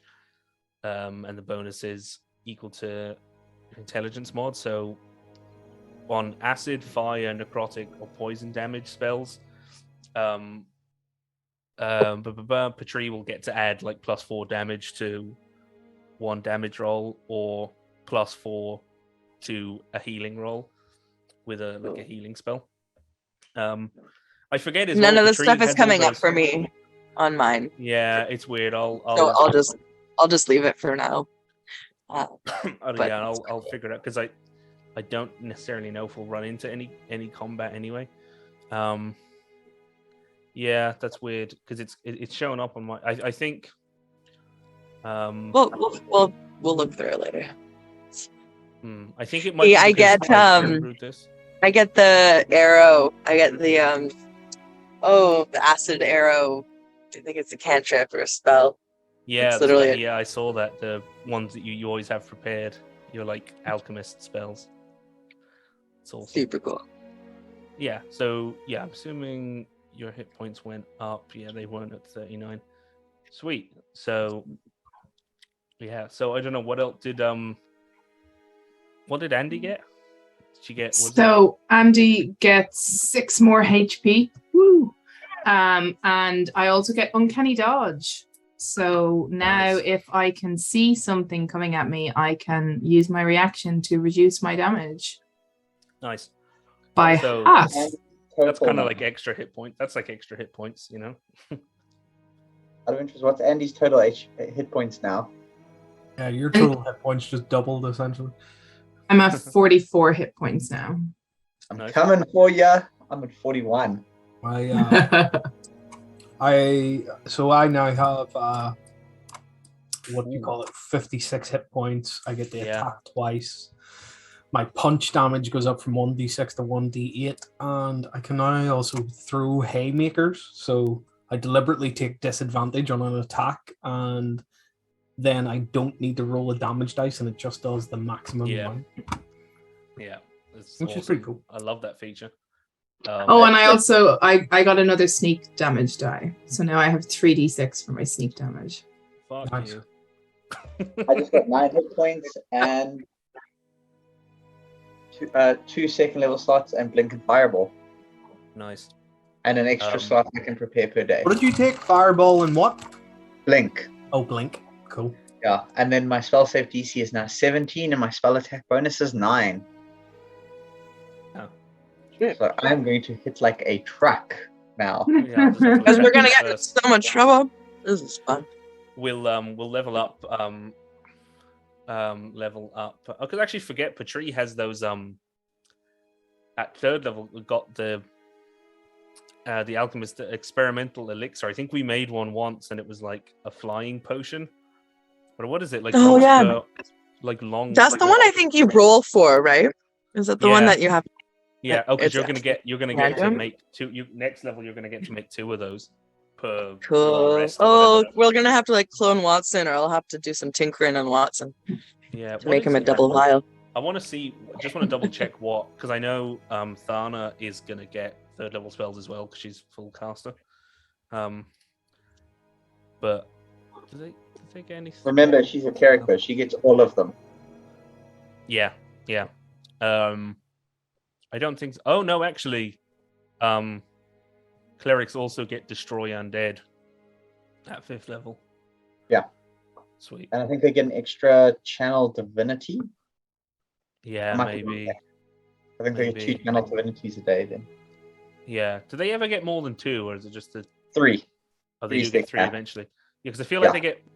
I was wondering, do they get 2? Because I feel like they get one at 11th level, and maybe I thought that was the only one that they got. Let me see. I'm pulling that out of my ass though. Just that number is in my head. Yeah, and actually, for people at home, the dog.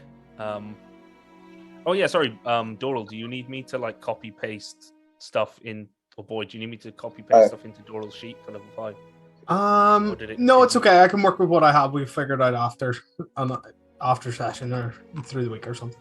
Cool. So it's they get their 2nd one at 6th level and their 3rd one at 18th level. Oh, I was way off. So, last but not least, the dog got. I went with the warrior sidekick. So, it got. Oh, did I? Oh, I forgot to give it its skill proficiencies. Actually, it got to. I'm going to do that now. It got to skill proficiencies. Yeah, because I gave it its like saving throws and stuff. But okay, so the wolf. Yeah, actually, yeah, because the way I'm going to work it, it's going to be in combat with you and stuff. Everybody has access to the hound, to the dog, so you can all. You can all control him. So what do I get? I get to pick proficiency in 2 skills from the following list: acrobatics, animal handling. I'm gonna get it. I don't think we can give it animal handling. Athletics, intimidation, nature, perception, survival. I might give it maybe intimidation, like a guard. I don't know. I feel like it. Yeah, I'll give it athletics anyway. Does it already have perception? It did already. Yeah, it did. Right, so I'm gonna go for athletics. What do we think? Intimidation? Growl, doggy, growl. Yeah, because it's got Yeah. like because that will give it just a flat 0 instead of like -2 to its intimidation. Sweet. So yeah, the doggo has what it got. It's I gave it 4 levels instead of 5, so it's not quite on par with you. It had pack tactics, so advantage on attacks if one of you is within 5 feet of its target. It just has a single bite attack, but on it can knock them prone if they fail a DC 11 strength save. Has keen hearing and smell for advantage on perception checks with its nose and peepers, or its nose and its ears rather. But then it got Dex and Constitution saving throw proficiencies. It's wearing I'm going to say after seeing the ones in the Brigands camp, describing that a bit, and also the Kennel Masters at the Brown Cloaks were able to fit him with studded leather barding, so he's got AC 15. He has improved critical, so he scores a crit on a 19 or a 20, which is one of the warrior things. He's got second wind, like fighter, so bonus action D10 plus 4 hit points. And then he has the defender reaction. So as a reaction, he can impose disadvantage on an attack roll, on an attack roll of a creature within 5 feet of it. Like, if he's within 5 feet of someone, and they attack someone who isn't the dog, he can impose disadvantage.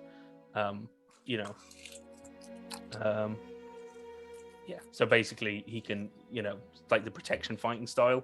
So he should be able to help you all out with giving disadvantage on an attack if you're up fighting with the dog. So it's been, as I say, 2 weeks, thereabouts, fortnight or so of all of this. You've been training the dog out in the yard. Thana is getting used to the place. So we settled back in. More of this. There's rumblings about, about Captain Galloway, and Hastings is causing a stir. There's a bit of things are bubbling beneath the surface. But is there anything, before moving on to some other points of interest, things that might occur, is there anything that anyone particularly wants to do around Minehelm, on duty or off duty? Anything that anybody wanted to do? So I'd like. Go ahead, Kyle. So Andy wanted to have swapped the surgical tools of the alchemist supplies with Petrie, so that Petrie will hopefully make Andy some explosive arrows and armor-piercing arrows. So I still had an arrowhead that was armor-piercing, and I still had a few explosive arrows left. So didn't you actually give the armor-piercing arrowhead to the armorer? And I think I did, yeah. Yeah, like, could you do something like this? And they were like, yeah, it should be able to. So actually, I can spice them up, though. I can certainly spice them up. Yeah, you'll need Petrie for the explosive ones, though.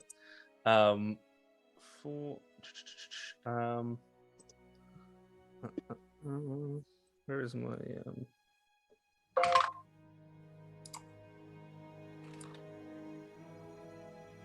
good. So with the materials that they needed, they have made 8 armor-piercing arrows. Excellent. 2 weeks. And then, so Petrie, will you give? I don't remember if I explicitly stated I would say. Bear with me 1 second. I want to see how much. I think it's. I just want to double check how much Alchemist's Fire costs. Just as like a little barometer to which to measure. Yeah, so I'd say.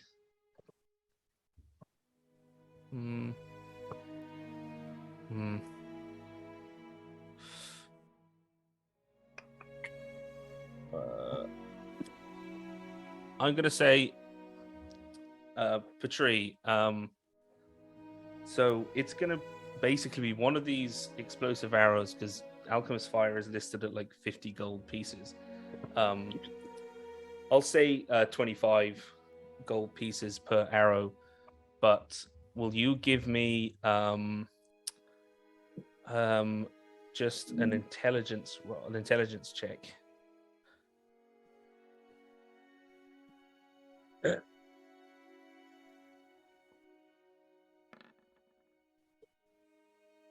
18, and depending on the reason for it, I think I might have advantage. No. What do I have advantage on? I always forget, and I always do it too late. Or I get a bonus. Aren't you charmed or something, right?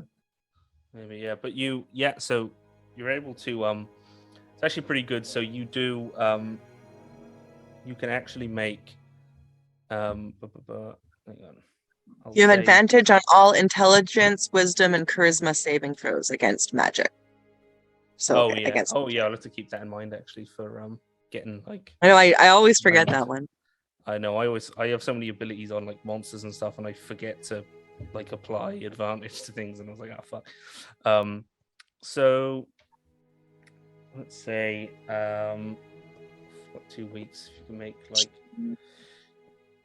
I suppose up to like, say like up to a maximum of, you can make one a day, let's say. I suppose up to a maximum of like 10. It depends if you want to spend. You worked it out quite well, so I reckon you could make an arrow for. Yeah, I'll say with that save, you would be able to make an arrow for 25 gold for like half the price. So you don't need, like, it could be like 50 gold per arrow otherwise. Or okay. Sorry, 25 gold. Sorry, per arrow. But no, Jesus Christ, I wrote this down. Yeah, so I think with that, you'll be able to make them for 25 gold a piece because a flask of Alchemist Fire is 50, but you get the most out of the materials, being a very talented alchemist. So for 25 gold a piece, you can make up to 14 of them.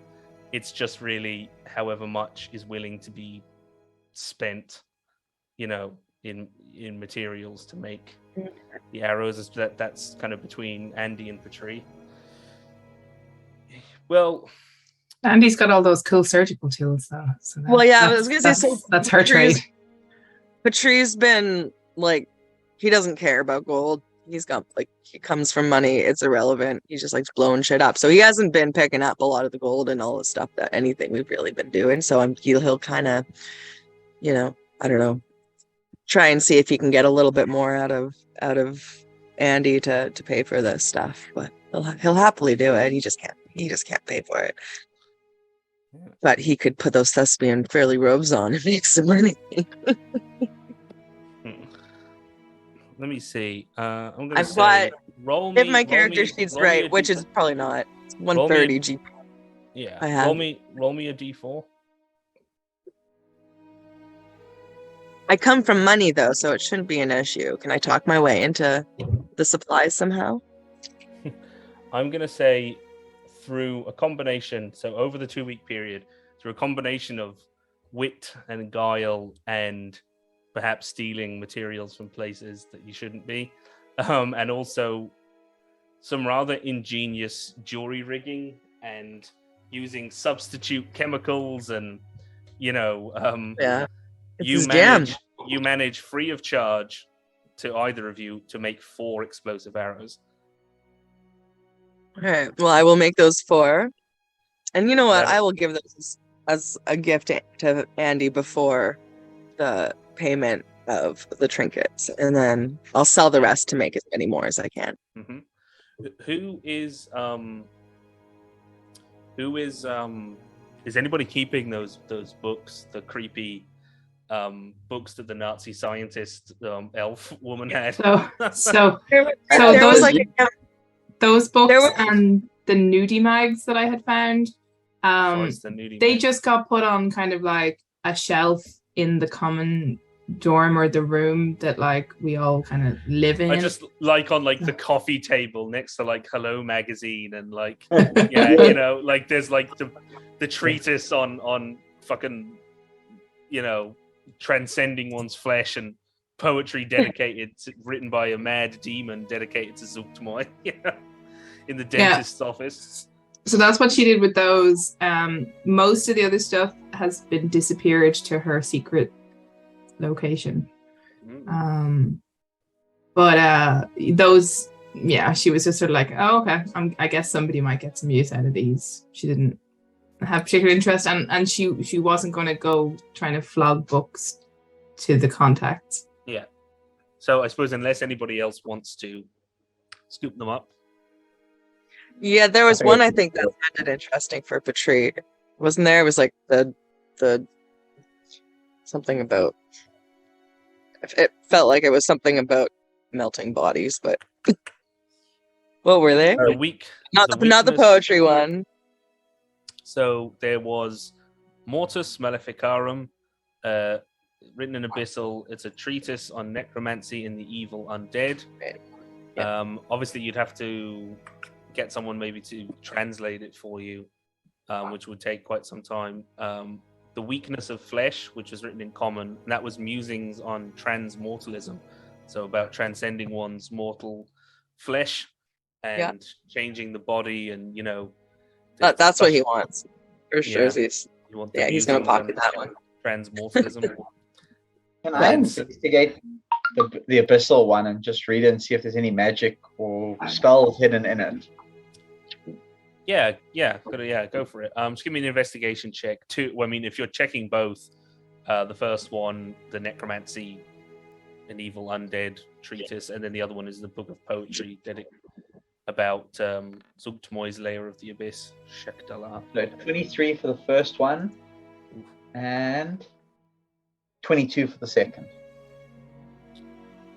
Okay, I am going to get back to you because I'll need to have a little bit of a think about if there is anything in there, and then if there is anything in there, what it might be. Okay. Because I did think ahead of time, but it's possible there might be. I'm going to roll some dice, and I'm going to look at some spell lists and look, you know, things that are appropriate to, you know, if the dice gods land in Are your favor, merciful. then there might be a spell or two in there that can be torn out. I'll just copy it out. I won't care. Yeah, What? good idea. Not a savage. I also Will want you to go just and message me, send me just a private, just a DM me on Discord, just there, just like say, just remind me to, because I'll do it like when we finish. I'll start looking because I want to do a couple other things like level up Doral properly and stuff, and might start working on switching over. the other thing I want to do is I want to go and see Lord Puddle, and I want to go and see the very sneaky head of the smugglers. What's her name again? Yep. I can never remember. Briona Belmont. Yeah, so I want to go and see both of them. Lord Puddle, I want to see if he's found any more information about the Shanry necklace that was found in the city. Mhm. And So- Briona, I want to do some work and ask her for some goods as well. I was So- trying to buy as well goggles of night vision or goggles of seeing, or there was something. Goggles and of I- night. Goggles of Night. Yeah. Goggles of night, yeah. So I think the last time we had time in Minehelm, I had asked around about it, and somebody said come back or something. They'd see what they Yeah. could do. Yeah. So, so if you go, also put the middlemen things later. If you go to see Puddle. but he says, "Oh, come in, my boy. Come in, my boy. I've heard you've been through the ringer out in the swamps." Nothing worse than growing up on the streets. Aye. So Below them, as it sometimes happens. Oh, is this casual visit, or if you would ask? You were looking into the Shanry necklace for me. I wanted to find out if anything else had been found. Yes. I know how your little drips can Well, go back to you, says, having been one once upon a time. yeah.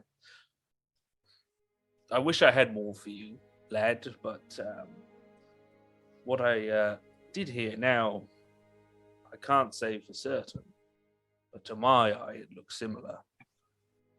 But a piece, just a little sliver, seemed to fit the remains of the cracked Shanry necklace. One of the little droplets found it outside a regular butcher's haunt. So, Why am I seems not that- surprised? What that might mean, I can't say. If I hear anything else, my boy, I will send for you immediately. But can I do anything else for you while you're here? Will you sit? Will you have a cup of tea?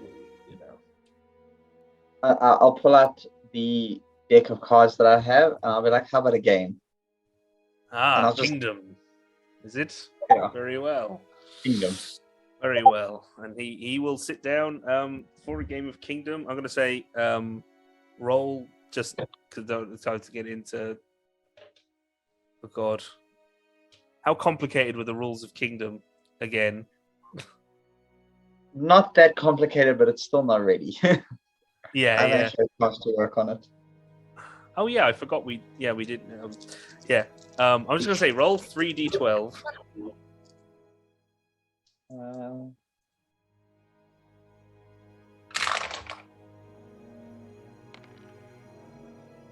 22. Okay, 12, 9, 1. 12. Ooh.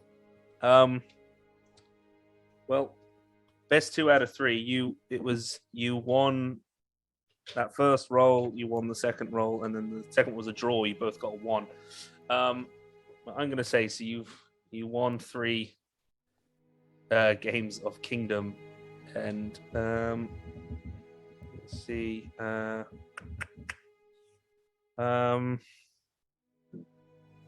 roll 3d12 again.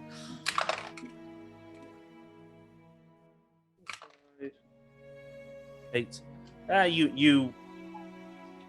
You wrestled 18 gold pieces from Lord Puddle's purse. I won't take cannot it. resist gambling. I won't take it. I'll be like, it was just a crazy thing. We raised you right. He rather happily puts his coin purse back. And then, so both of you in dealings with the smugglers, I'm just going to say, going to Andy, when you made your way back,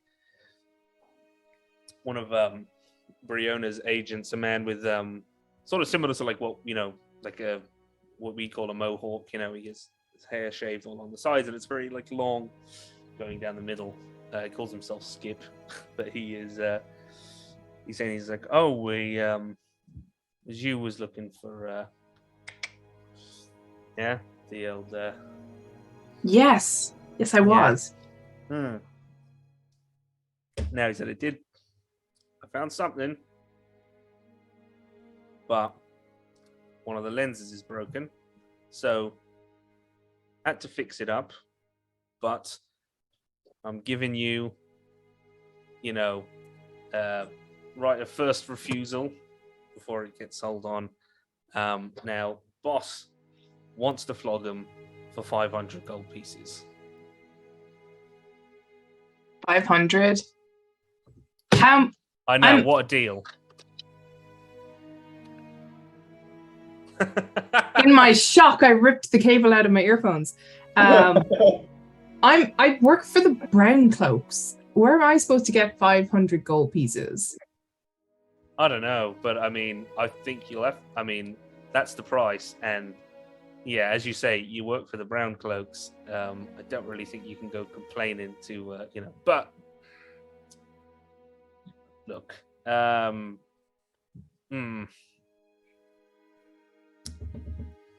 maybe look. I tell you what I'll do, right? Because I've heard, you were plundering some ruins. Word on the street is. So I did find some really interesting things. Well, if you can find something as interesting as these goggles of night, then maybe we can, do a little swap. So one thing Andy does have that she's held on to, let me just find it. It's a little... Where is it gone? It's a little vial with the little weird pixie thing in it that when you shake it, it turns to dust and then it reforms. Oh, yeah. So she'll hold that up and show it to him. She's like, you don't see these everywhere. Give me a persuasion check. Persuasion. I have to scroll up.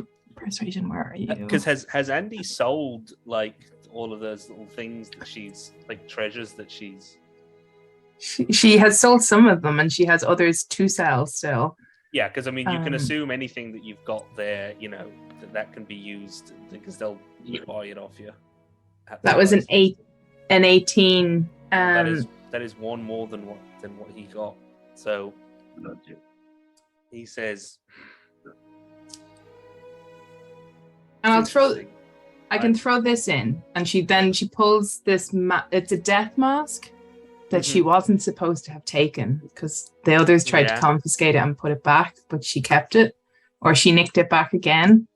So it's a death mask with mirror eyes. I think that's all the information I have on it here. Yes, and she said, "That's fucking terrifying." Looks good though. This is look. It doesn't say anything else on that, does it? No, that's all I had. Let me see. Did I? Actually, I don't think it was magical. It was just something cool that Andy liked. Yeah, I don't know if I feel like it would have listed the gold next to it. Did I? I feel like I had so much treasure down there. I feel like as you picked up certain loot from the tables, I think... Oh, good, I didn't get rid of it. I just did a little strike through them. Where is that from? It was when I was raiding all the coffins. Mirror eyes. Yeah. I can't post my list of loot solo, then everyone will know what I have. Oh, hang on. Yeah. Okay. So what?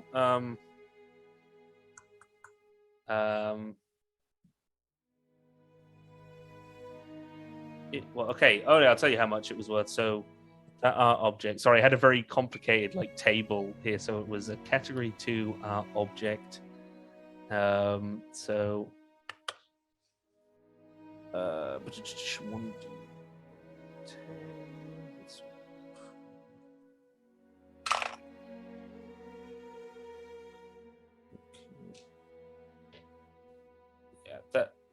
That's going to be worth about 25 gold pieces. It's very nice. I mean, it's interesting, but there was a good persuasion check, so you could probably push him to 35 gold pieces. He says, "Look, he says, I'm going to be perfectly honest. This looks cursed, which means that it might be magical, and just don't know it. I'm going to take a gamble on it, and with your little pixie dust there, let's call it this and 100 gold pieces, and the square, and you can have the goggles. So she'll pull out her coin purse, and in her coin purse, because she does squirrel away most of the stuff, she has 66 gold pieces, 106 silver pieces, and 114 copper pieces. So it's not as much as he wants, and she's just gonna like kind of separate them out, and she's gonna be like, literally, that's what I have. That and the death. I mean, you don't have some other objet d'art knocking around. She's gonna have a think. Let me see how much. I think I actually have a value on that. Do I?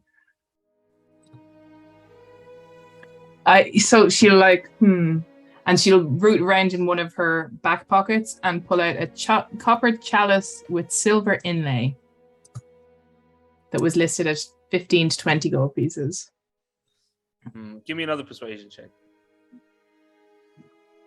Like, you're gonna leave me broke, penniless, and I'm gonna starve.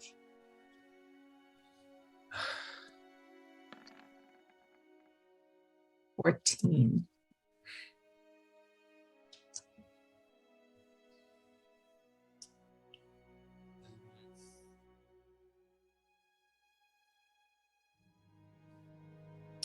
Okay. Chalice, the mask, the vial, for the goggles, and 50 gold. Sure. But the next time you want something in, you ain't getting a discount. You're getting punters' prices. You're not getting associate prices. Crap. Sorry, one sec. Well, that seems fair. And who knows? Maybe next time you'll need a favor, and we can talk about it then. Fair enough. And he yells, "Hold out your hand." She most happily hands over her gold and then is like, give. Yeah. So pixie dust gone, and some of your grave robbed goodies, and that is goggles of night. I will. Yeah. So I believe they're achievements. So, as Andy finished her business with the middlemen, pouches, you've gone and you're doing a bit of work for them. So in that time, will you give me three investigation checks and 3 arcana checks? 14, 18, Okay. and 14, and Okay. 3 arcana. Mhm. 20, 24, and 9.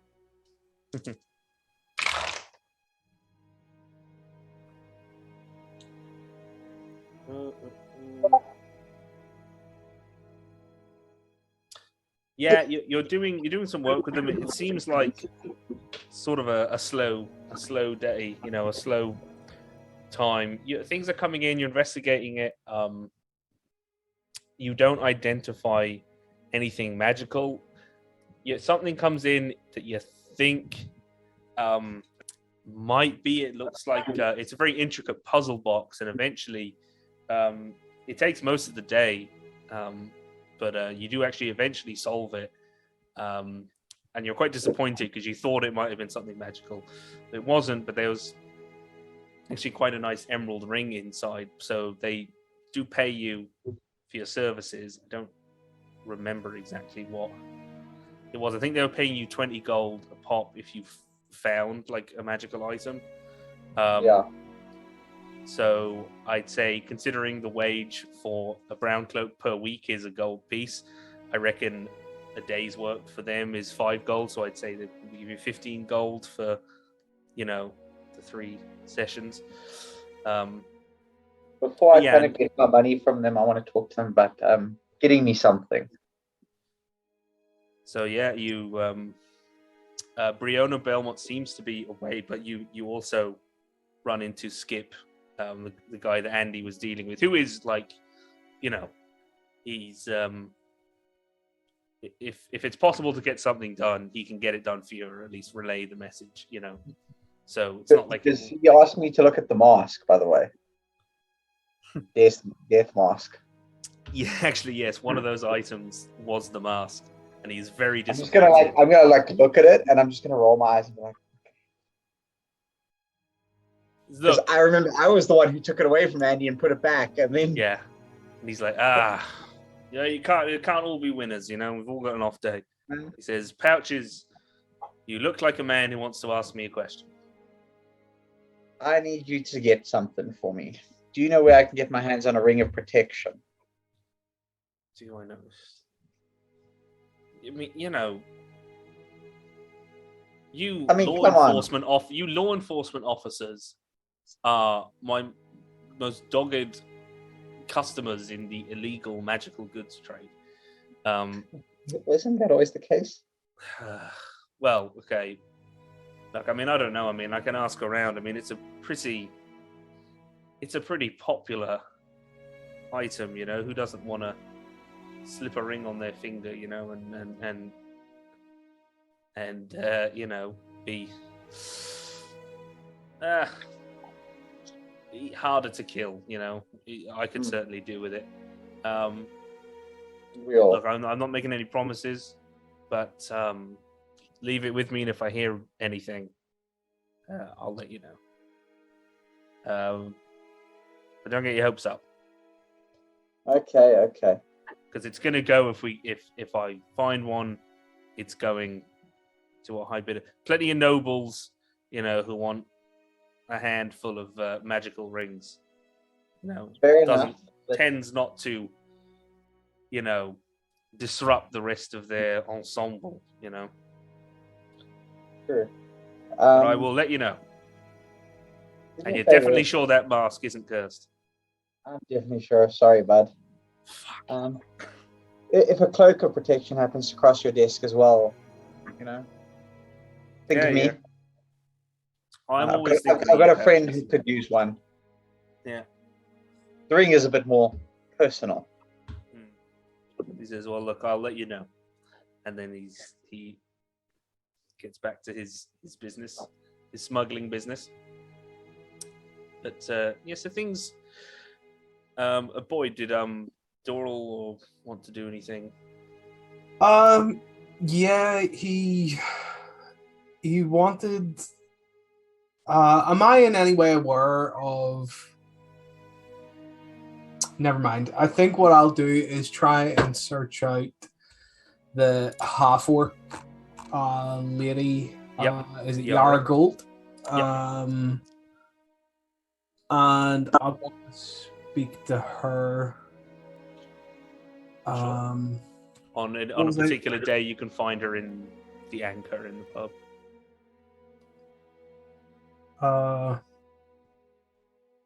It has completely escaped me what I wanted to see her for, and it's killing me. Oh my god. Yes, I wanted to see her and thank her for getting Tank into the place. And I also wanted to ask her, is there any way she can help me find a Goliath with red tattoos? Says, well, look, she says, oh, it was a pleasure, Tank, he's a sweetheart, and I'd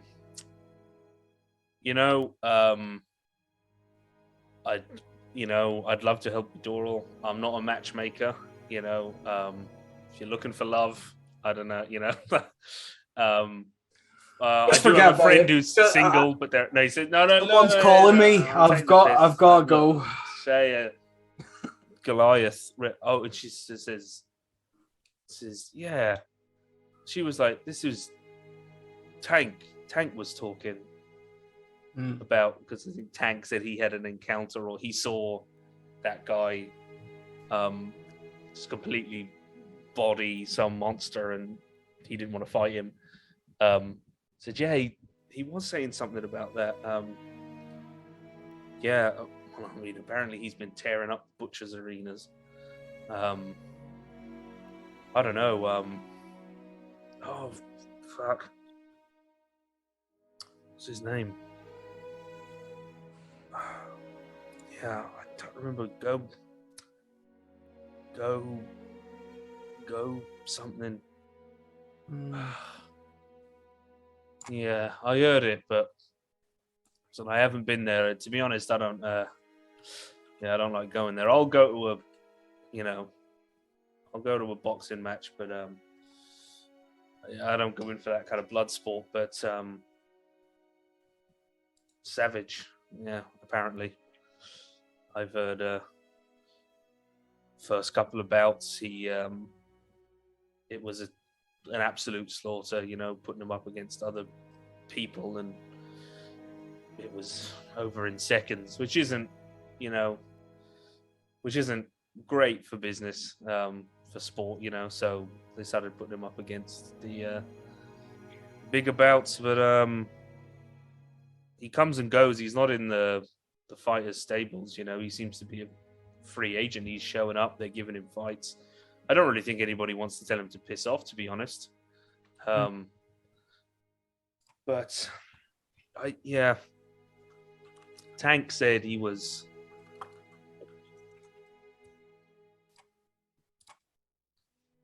It was what? Tank said he was. They had just finished a fight. Tank was there on the sidelines, and he'd seen someone. Someone walked in. Who was wearing and then as she's about to say this, she pauses a second, and she looks at you, and her eyes kind of flicked out. She says, "He was wearing a big belt." And like that, the Goliath leapt into the crowd, pulled this guy up, and said something.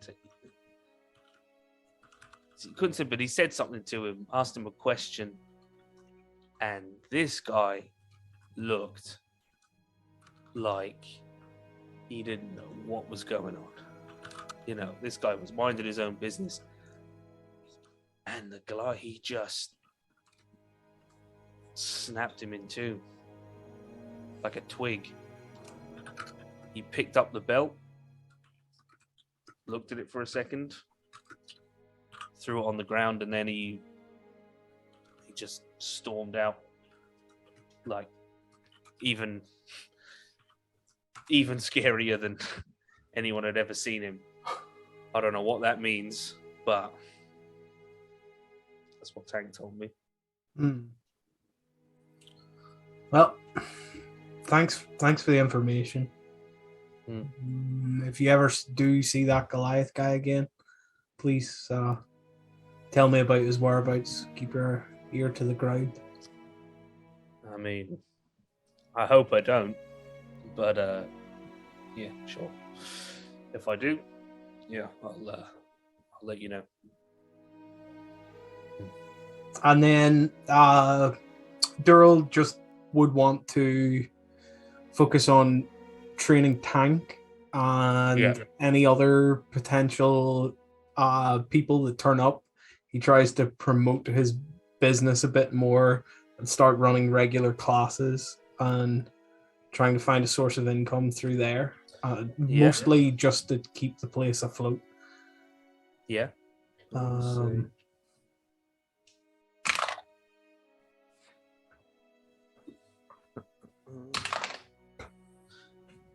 They actually make over the 2 weeks. It's not much. You make 11 gold pieces, but you make enough to keep everything going. And so you're not like out of pocket, So it's like at the very least, when I'm done with the brown cloaks, this place will at least, similar to Garros gold mill, or your master who owned it originally. It was like you kind of knew he wasn't really making much money off it, especially where it was, but he was able to live there and eat, and it was his, and that the place was his and is now yours, so you're not paying rent or anything, So at the very least, you have a Just keep a the home. lights on. You keep the lights on, so you you cover enough. It's people are interested in Tank. It's quite a good draw. Yeah, hoping that my new notoriety maybe increases these things over the coming months. But yeah, that's it. That's all Duro really has planned for his 2 weeks. So, yeah, with all of that, where am I looking? Tree will spread the word. He's good at hyping people up. Good. Yeah. He'll make his. Watson with like the little round card, like flying around. That would be awesome. Yeah. But you, as all of you, it's kind of funny. Similar to the paper fly, you knew what the paper fly was because you had encountered a paper bird before, and Doral, while you were on duty one day near the docks, you kind of just go take a break. You kind of switch shifts and sat on the pier, and the breeze kind of is quite mild, and then it picks up rather suddenly, but just like you think it's the breeze, and then you realize it's not, but something like flits past your ear and kind of wraps around your head, and you see this little paper bird lands in your lap as you're like sitting there with the hunk of bread on the pier, and it lands in your lap and unfolds. And it says, "Gather the others and come meet me. And come meet me at the. Oh my God, I can't think of the word. And gather the others and come meet me at the same place as before." And then it says YM, and it is the similar handwriting, and it is signed the same way as when not Patri, but the three of you had been summoned by Arnold Morningstar, the guy that sent you down into the catacombs. And it also says there is a little caveat, like then scratch, written afterwards, and it says, bring the alchemist and the new arrival as well. Right. Okay. And you remember where you had met him before in a particular part, but I can't remember if I named it or not. Yes. As soon as my duties are over for the day, I inform the others of this. A day and a time would have been given as well, but it's just So yeah, assuming, I suppose, whether or not you'd fill Sana and Patri in beforehand, I presume you'd have to get them to go along. Fill them in on things. There's this guy called Arnold Morningstar. We find him. Oh God! In the middle of the sewers. At one point.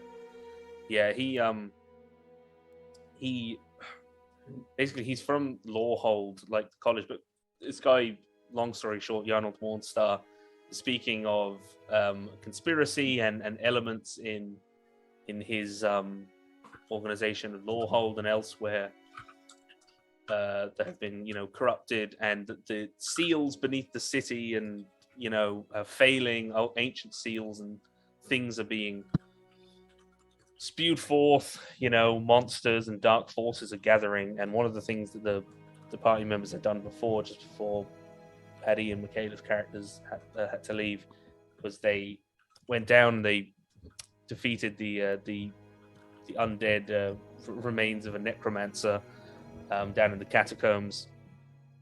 And yeah, it was basically a secret mission outside of Brown Cloaked Air, was to kind of help save the city, because he didn't really know anyone else that he could go to, and they had met Arnold Morningstar because they found just basically something that belonged to Lawhold, and he was quite impressed with their skills, and so he thought of them, and thought they were good-hearted folk, and asked them to complete this mission. So he seems to have been summoned you again, and I don't know. I mean, assuming is everyone going or not? Andy isn't on board with going. Andy's like, why would we go? This guy, like the last time he sent us on something, he almost got us killed. Your sister's gone fucking God knows where, presumably at this guy's behest. Like, why should we go? Who's gone where? Whose sister? Oh, he sent Navani on a secret mission to they weren't brother and sister, were they? Adopted. Oh, yes. I thought you meant Arnold Morningstar was yeah. her sister. Navani's pouch's sister. Yeah, I thought, but he seemed to be working for good. He's trying to root out these bad people within the lower hold. Yeah. And what's in it for us, though? He can root all his bad people out all he wants, like. Well, I mean, Tree's not all that excited about it either. He's liking the prospect of meeting all these people in the city who he could potentially sell through, make some money, get in on the sales channels. Well, so he's pretty darn powerful. I mean, he could certainly reward us, and he has done before. I mean, he paid well last time. Exactly. Okay, so my quiver is great and all, but like blood and pain and death, I'm not sure quiver is worth blood and death and pain. That's what we strive for. Well, good money. Seems to be kind of a constant to our job. At least this way we get paid better. Yeah, it's good money. What about the money, Andy? Would you do it for a gold piece? Not a gold piece, but like... a couple of them. Would you do it for 2 gold pieces? Andy, Andy, do you want a gold would you do it for a Scooby snack? He's got to have the lore keep money, I guess. So and Andy is now like, yeah, actually, do you know what? Like, maybe he has access to things we can't get. Well, Thana's very interested in when you start talking about the fact that he sent you after effectively like a lich, a necromancer, and like what catacombs? Ooh, saving the city, dark secrets underneath the thing, killing undead. Yeah, sounds good. Yeah, defeating evil, I did unnatural magic. I did get a lot of stuff in the catacombs too. I mean, yeah, exactly. Daryl remembers back to leaving stuff that she stole from his own pocket, and he rolls his eyes and looks to the sky. Let's just go and meet him. We can always say no to whatever he wants us to do. I guess. Yeah, we can always say no, but I'm going over there. You've been summoned. I'd like to see if I can mention what you will. Ben, before all of this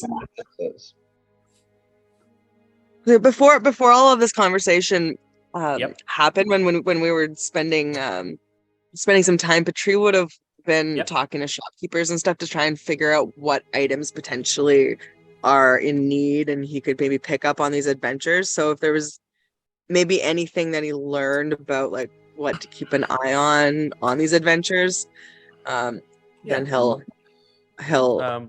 ask. Just give me give me like just a charisma check. So just roll like the charisma stat, because this, maybe you're schmoozing, maybe you're swindling, maybe you're totally. I think Patrice's charisma is pretty decent. Yeah. Persuasion. Yeah. You get a pretty good laundry list of things to keep an eye out for. Someone's saying, there's this new sort of rejuvenating cream that all the nobles want, but they'll give a list of the plants, like, well, we need this, and it only grows here, and it's hard to come by, and this is in a monster infested area.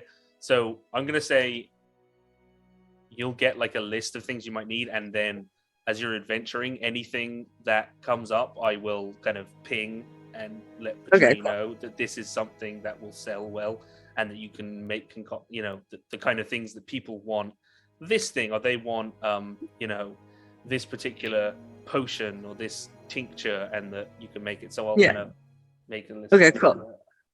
So in that case, I guess he'll be listening in on this conversation to see if there's any sort of hints of where it might take us. Ooh, maybe he could get some of these items. So he's interested. Some of them are by nature, they're in demand because they're more exotic. Okay. I'd like to hear what this guy wants us to do then. See where it may lead us. Person, and I think he's working for good within the city. Let's. Yeah, well, if people are handy to at least go hear him out, then you make your way of an evening to the pub. It's very quiet. There's just like a couple of old men, at the bar, drinking pints, nursing drinks, and it's very quiet. But there is quite a nice warm fire, and as you enter, Arnold Morningstar is there. But even in plain clothes, it's kind of difficult to sort of hide his majesty, his presence. He is again tall, broad, looks like your stereotypical paladin, but in his 50s, his hair has gone to a silvery gray. He has a sort of salt and pepper beard, some like lines in his face. He's a bit older, human man, very distinguished looking, and he's just sitting there reading a book and having tea. And as you first of you arrives in, say Doral taking the lead, coming down the steps, and he looks up and there's a look of relief and warmth on his face, and he says, and he puts a bookmark in his book and he sets it down. He says, and he stands and he says, my friends, good. I'm glad you came. I knew you would. Yes, and he says, and to the newcomers, I particularly appreciate you going out on a limb like this, but I knew you would. I've heard good things. Yes, please, Sid. They're a bit trepidatious. They might need a bit of convincing. Well, if you didn't need convincing to do these sorts of things, or frankly, I wouldn't put my trust in you, because only a fool would rush into them without a thought. But I've heard of what you did out in the swamp, and I've had my suspicions about this Belloc, the Deathless. I'd heard rumblings of him in the past.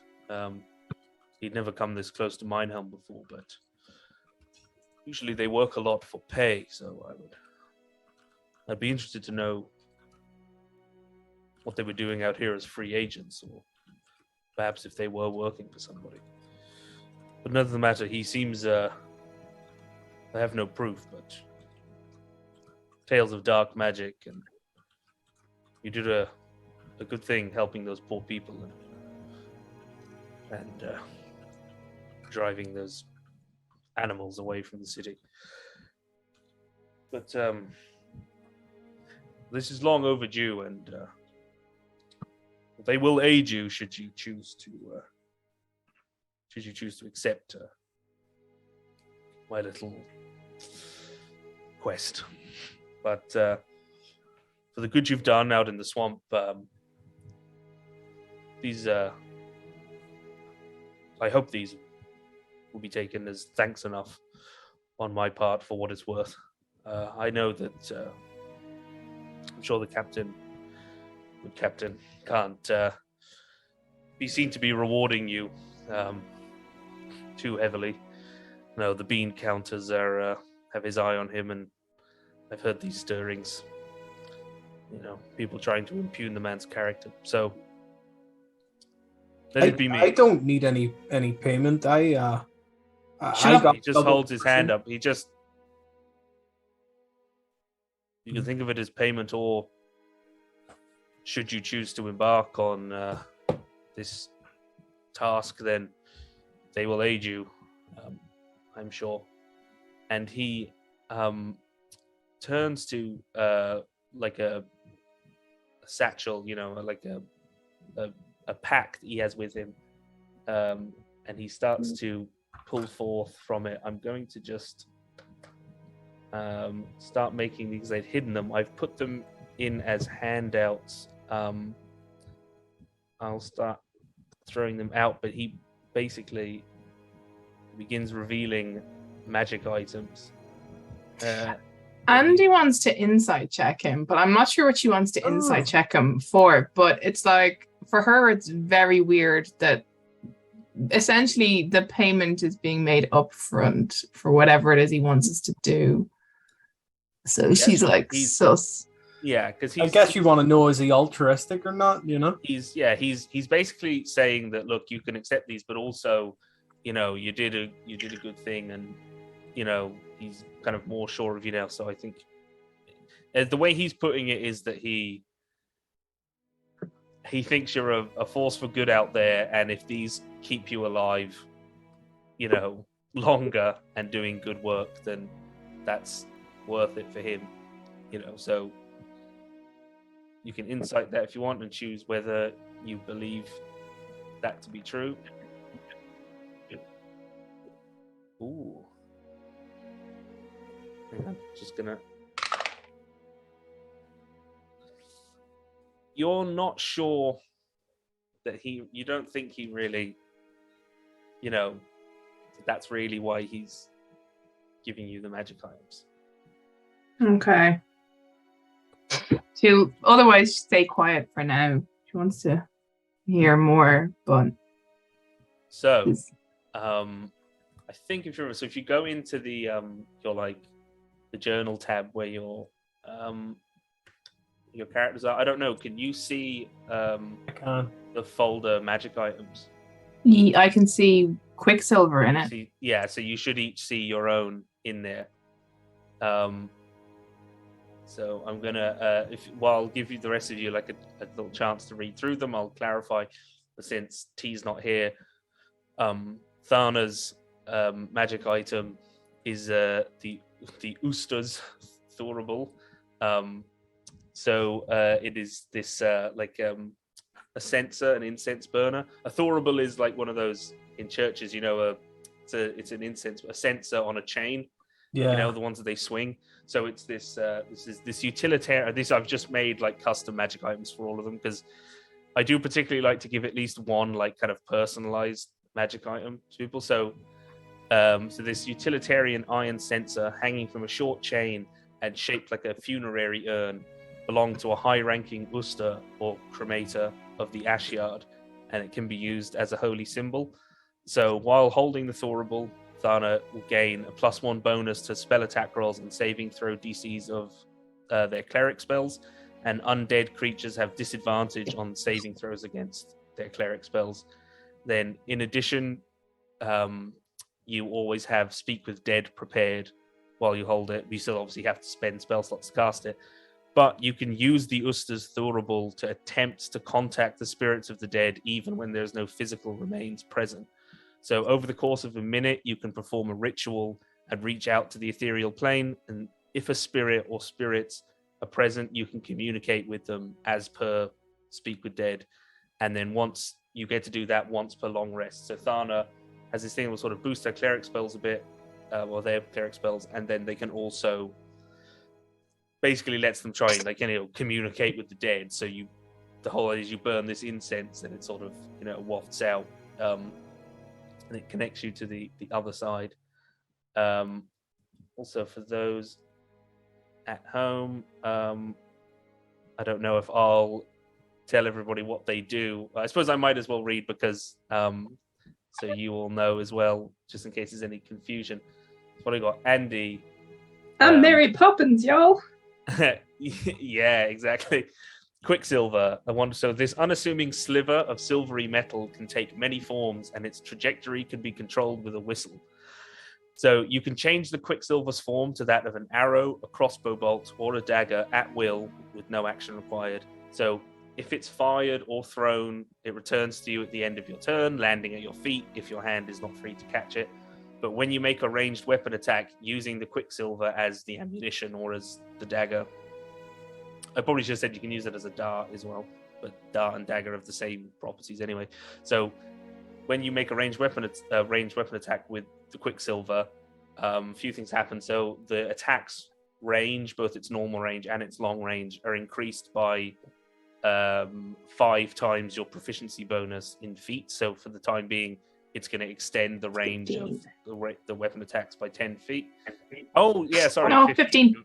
15. I forgot your level. Yeah, you got +3. And you can target a creature behind total cover, provided you're aware of their presence and you have an unobstructed path. So if someone is like around a corner and you would be able to reach them, she can fire it and then whistle, and it will.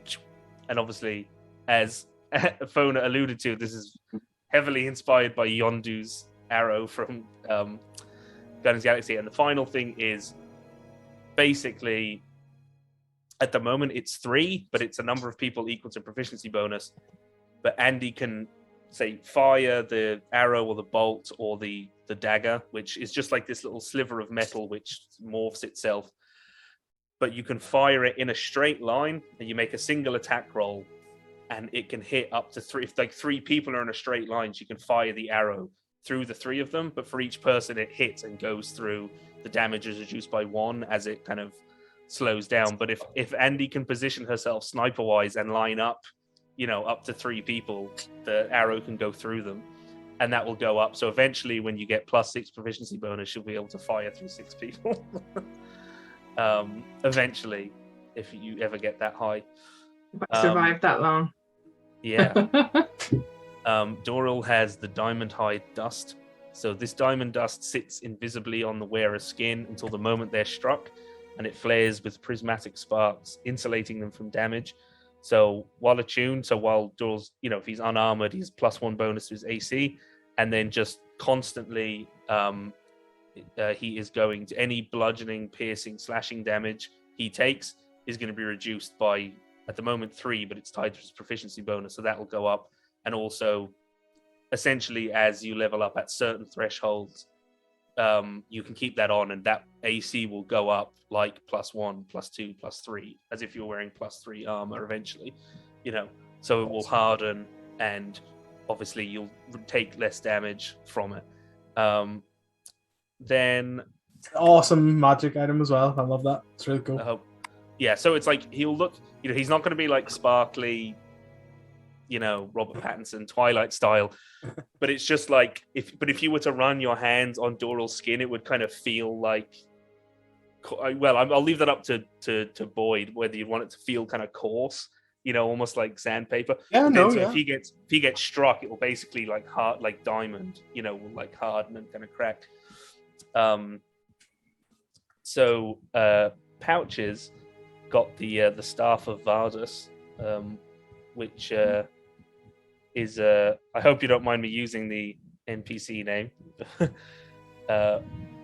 Vardus, the hedge wizard NPC from Mag of Holding 1.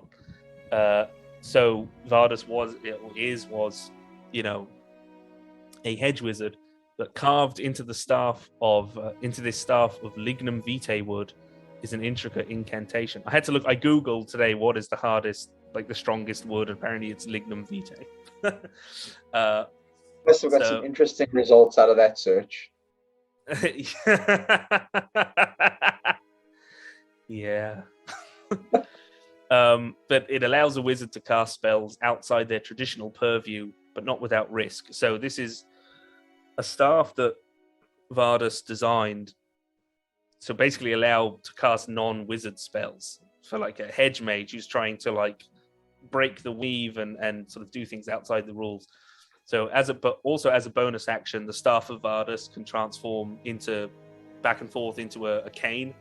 So don't have to carry like a full staff. So pouches can just have like a cane, or looks like a walking stick, or kind of whatever you want it to look like.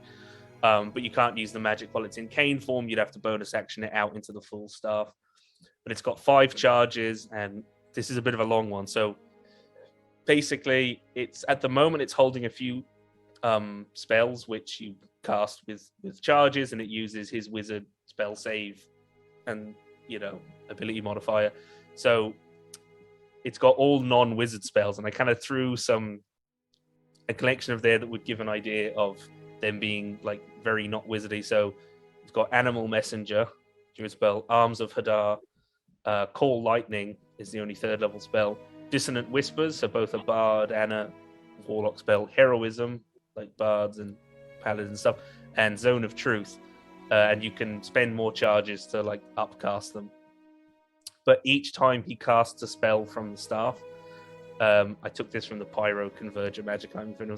Each time you cast a spell from it, you roll a d10 and you add the number of charges you've expended since your last long rest. And if the total's higher than is 11 or higher, it malfunctions, and he takes force damage equal to like 1d6 per charge, and he can't use it until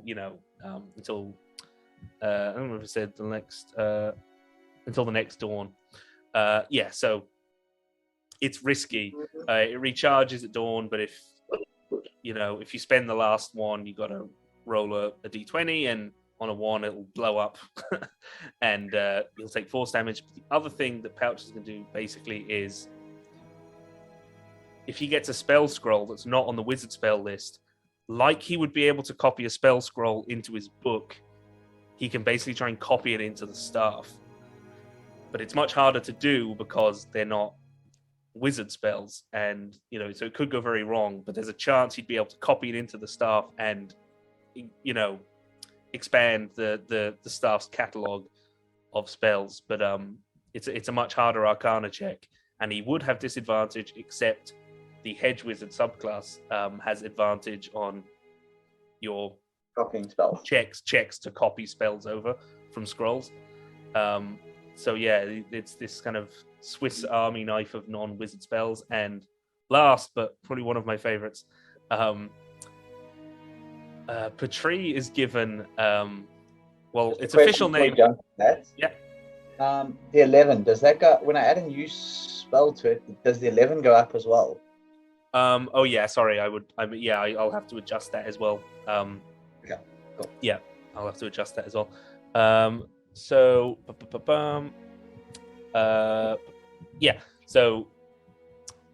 Patri's item is officially known as the Protean Mortar Apparatus, but more commonly called the Grenadier's Glove.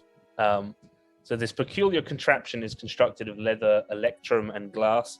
This peculiar contraption constructed of leather, electrum, and glass fits snugly over the hand, allowing the full range of manual motion.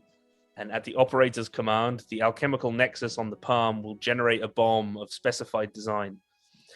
So essentially we'll see it when it happens, but if you've ever seen glass being blown, where it's like molten, so glass will just spontaneously bend and form into a bomb, and there will be like a little Big Bang chemical reaction inside, and it will create a bomb. So while wearing this glove, you can use an action to create a bomb, choosing either acid, fire, necrotic, or poison damage, which are all the alchemical damage types that in the subclass. So as part of the same action used to create the bomb, you can throw it at a point you can see within 60 feet, and each creature within 5 feet of that point must succeed on a dex save against your spell save DC, or take 1d6 damage of the chosen type. If the point at which you throw the bomb was centered on a creature, that creature takes additional damage equal to your intelligence. So they take, the damage plus your intelligence mod.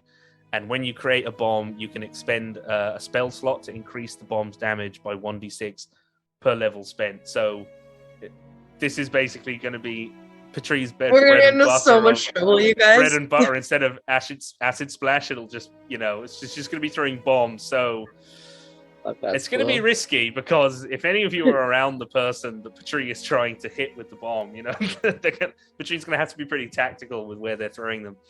And he's not all that steady, poor little Patri. I hope everyone's okay with the items and no one is disappointed or felt like they got shortchanged. I might have to adjust them, but I wanted to give some good flagship, magic items. So Arnold Morningstar has offered these to you, and I said that look, I hope they will shows my appreciation of your talents. I just will very gratefully put your staff and be like, I always wanted to staff on my own and just be like, ooh, pretty. Yeah. What is a wizard without a staff? Mostly a criminal. At least in the city, they are. Yeah. Unsteady. Yeah. Well, I'll say thank you for the gift. Another gift you can maybe provide me is what news you have of my sister. Yes. Well, last I'd heard, she was hot on the trail of Cordelia Hawkmore. Almost caught up with her. I must admit, I have not heard from her in, many thinks, 3 days. Said, has she sent you messages? Not since she departed, but we've never been the best of siblings. I don't completely believe that, Pouches. We try our best, but no, she is the last I spoke to her. Now, as I say, a lot can happen in 3 days, but she was well when I spoke to her. She was in glad jail. to hear that. And hopefully she returns soon. So do I. Thank you for this gift. It's nothing really, but if I could, well, as I say, a lot can happen in 3 days, and time is of the essence with these matters. So, if you would lend me your ears for a time, then I might explain why I've called you all here. Yes, I will. I'm just looking really confused, dipping my finger in a bag of glitter.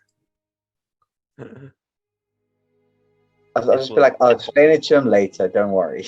Yeah, he will give you the rundown of, he'll give you the gist of what the items do, Said, well, since you seem allergic to wearing armor, I thought I had better get you better protected.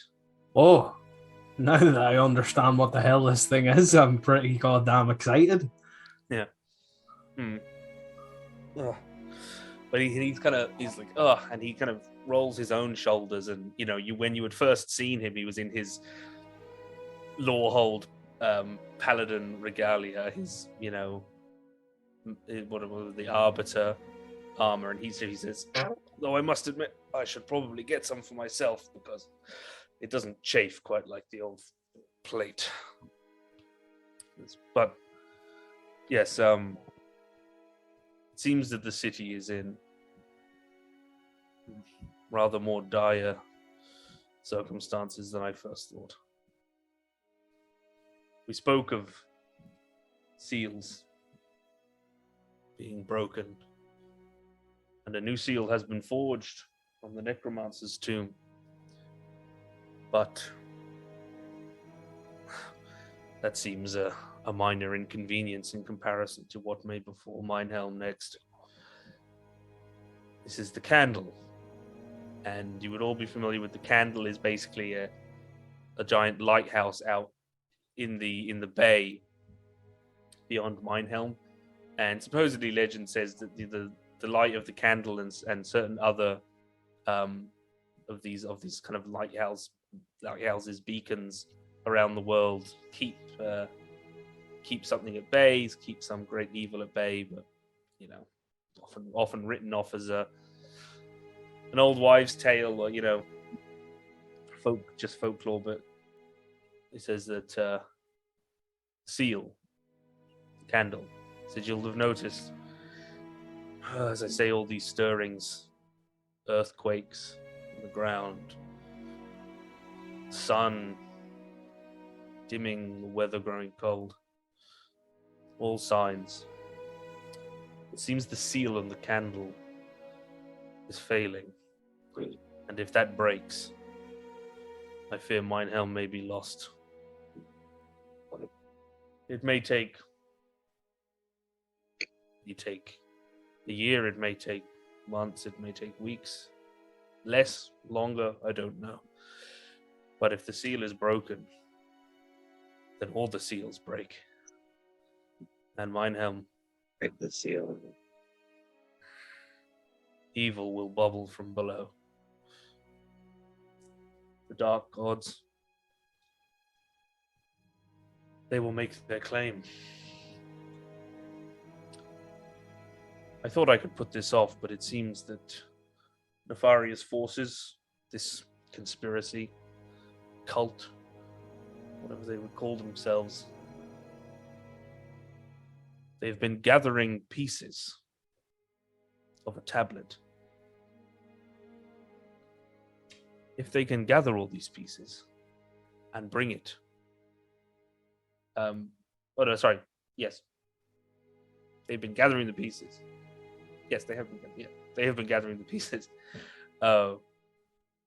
Pieces of this tablet, which would reforge the seal if burned in the fires of the candle. I mean, if they can hoard the cure to their disease, then they would. But I thought that the tablet would be out of their hands for much longer, but it seems they've found the last two pieces. And they will soon be in their possession. And if they have them, then all is lost. Sorry, I misspoke. Sorry, Lawhold had, or Yarnold has the rest of it, but there's these two pieces that they would need to basically reforge the seal to, mend the crack in the seal of the candle. And yeah, I got caught up. I didn't explain it well. But the cult have found two remaining pieces, and obviously it's basically, we need to get them before the cult do, because the cult are gonna, hide them away somewhere, and then we won't be able to reforge the seal. So you want us to steal these pieces? Yes, and should you do that, eventually I will need you to go to the candle and reforge the seal. Well, I may be able to gather other forces to do it. We'll have to get around the white cloaks.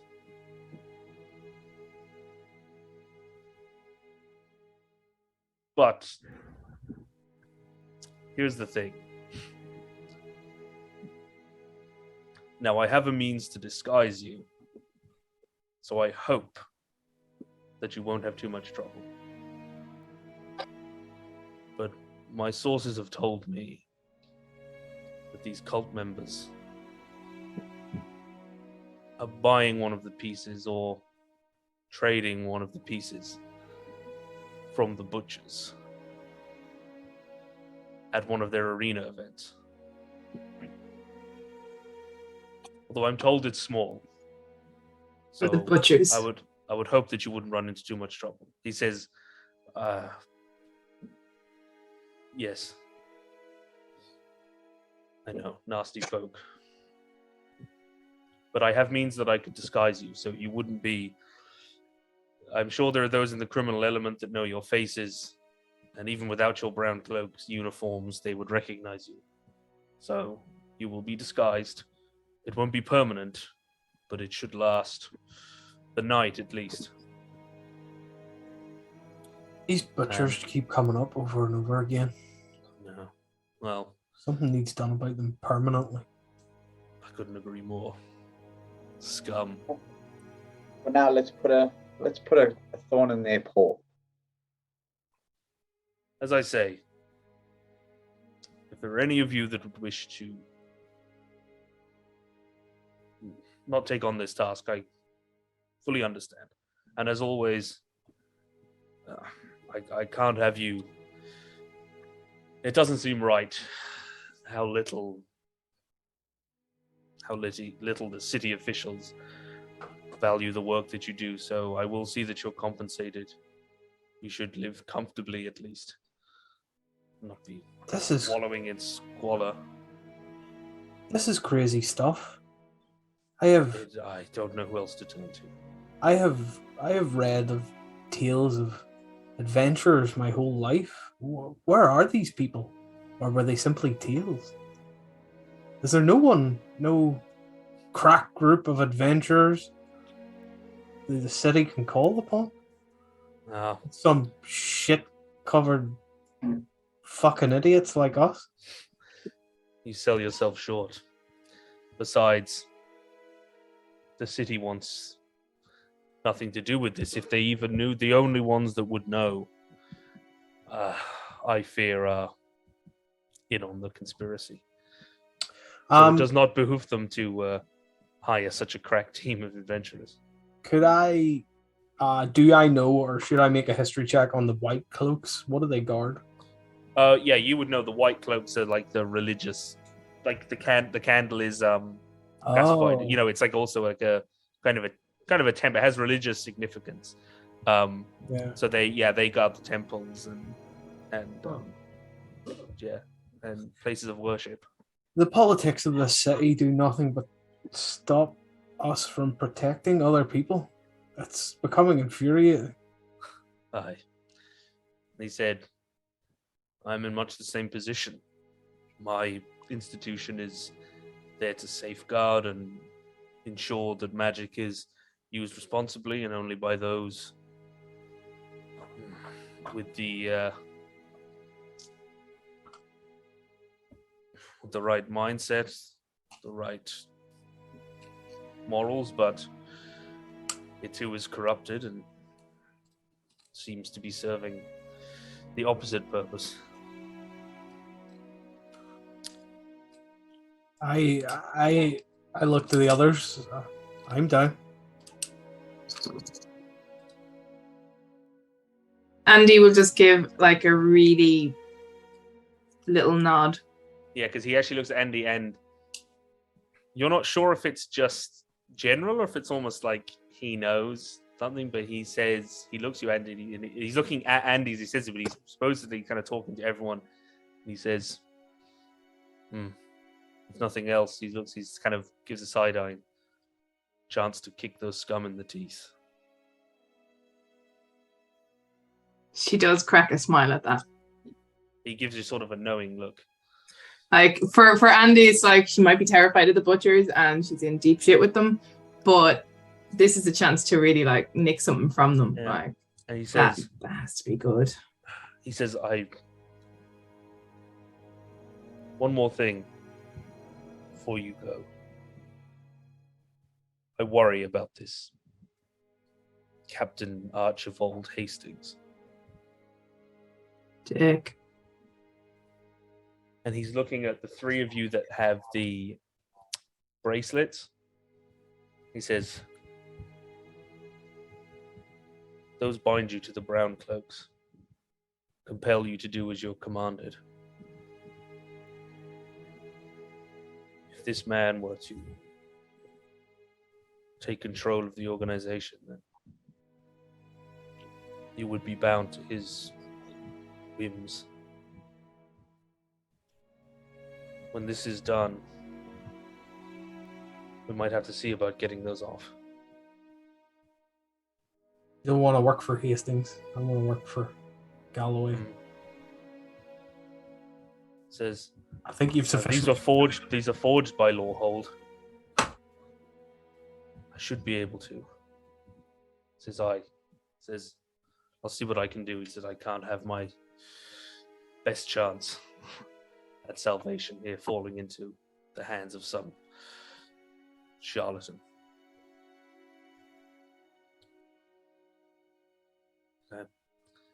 And he looks. He says, "Well, if you are truly accepting, and then I thank you. Apparently, this exchange is due to take place. And he looks. We'll say it's in. It's taking place in 4 days. This is a bit of time to kind of prepare yourself for 3 or 4 days." He says, "I will." Says before you embark, I will meet you again. And he gives the time, and he says, I should have more provisions, means to disguise yourself. I'll see what else I can gather up, i.e. an indeterminate number of healing potions, perhaps, that I haven't worked out. But unless there's anything else, he will bid you thanks, and we'll part ways. Wow. Well, that should be good news for some of you. Yeah. This was a lot to take in. That was awesome. Yeah. Yeah, Durrell's pretty quiet, and the gravity of the situation is just sort of dawning on him. Yeah. Huh. And Andy I meant to change the music, and I did. will speak up and be like,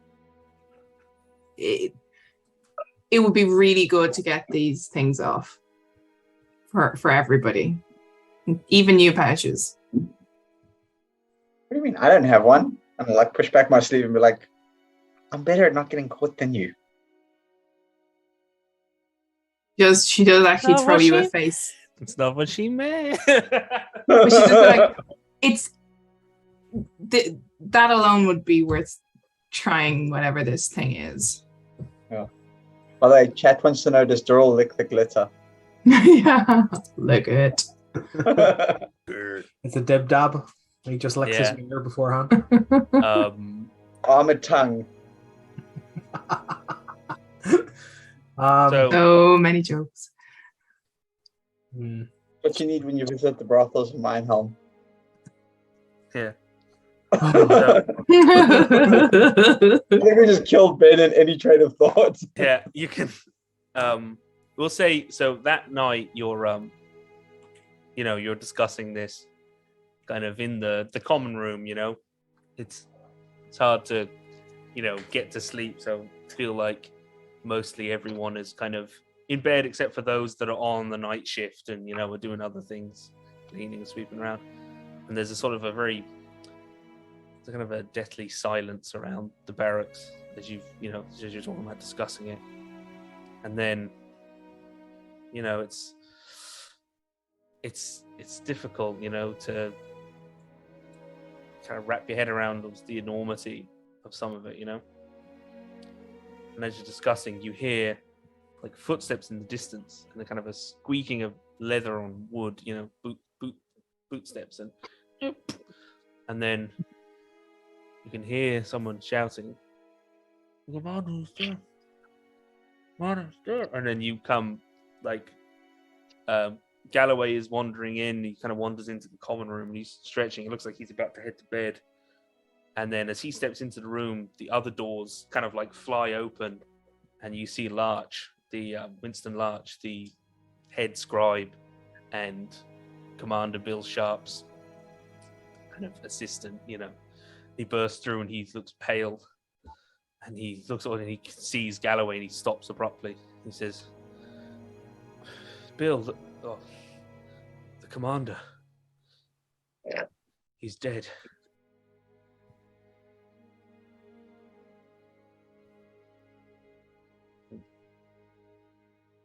Galloway kind of sits back, closes his eyes and kind of looks at the rest of you. Usual looks at Larch. He says, "Larch, come with me. We have matters to attend to." And he starts walking back towards his office because Commander Bill Sharp is dead, which means there will be an election. And We gotta get these things off our wrists. I'll lose a hand before I work for that other bastard. And the night draws on. It's a long night, you know. Some people are heartbroken. The man was, you know, beloved. Some people are wondering what's going to happen, you know. What the fuck is going to, you know, happen? Is Galloway out of a job? You know, some people are saying, oh, good, is finally the old man's popped his clogs. You know, it all goes on. A service is held, ceremony is held, a nominal one. Drinks are raised. Jasper plays a song at the funeral. You see Hastings for the first time, and also Elizabeth Bennet is there. All of them are there. There's the commander. Not of all, one or two are absent, but there's commanders of the other cloaks. You know, there's a whole ceremony. And then just that night, you know, it's a whole experience, you know, dealing with this death and musings on it. Andy, you're out there, you know, sort of taking a stroll, you know, after the funeral. It's night, the streets are very quiet, you know, just kind of go to clear your head, get some air. You've taken Ember out with you, you know. He's kind of, as you're walking, he's, you know, skittering along walls and rooftops, and eventually, you know, every so often he jumps down and weaves in and out of your legs. And it's all very quiet. It's very quiet. And then you stop suddenly, and you hear a voice. So, you got an answer for me? And there is Peak behind you, the man who made you the offer. Peak. Wasn't expecting to see you just yet. She looks around just really eagerly to the group. I'm working on it. Well, I was hoping that it would be done. We were all hoping it would be done. He says, weren't we? And another 10 guys start appearing from alleyways and the shadows. Ember sort of like hackles up. They've got blades, bludgeons, knuckle dusters. So, Tree's gonna prepare something. I think He's getting ready for it. Andy's out solo for a stroll. Oh, out in the yeah. night. I think we're gonna need an answer. And they start to close in. They're about the rest of the ring of them are about 20 feet away. Peak is about 15. I like it. You can try leg it, yeah? Yeah. Okay. Come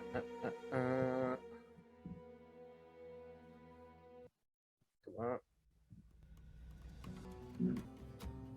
So. Oh god, the music changed. Andy, you take off running through sheets. Will you give me an athletics check, please?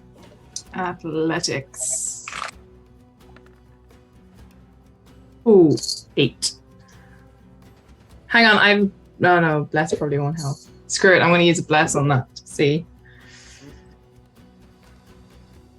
12. Okay, 12. So you're okay. Give me one more. You're running, and they're really, you know, they kind of falling around because you went through some of them, but of course they're surrounded. You managed to like dart off before they closed in. You can see Ember out the corner of your eye, like bounding and running alongside you. And now they're shouting, and you can hear them behind you. Is it athletics, or is there something I could try to scale up or jump? Or? Yeah, because it'll still be athletics to climb, but if you want to try and A 15.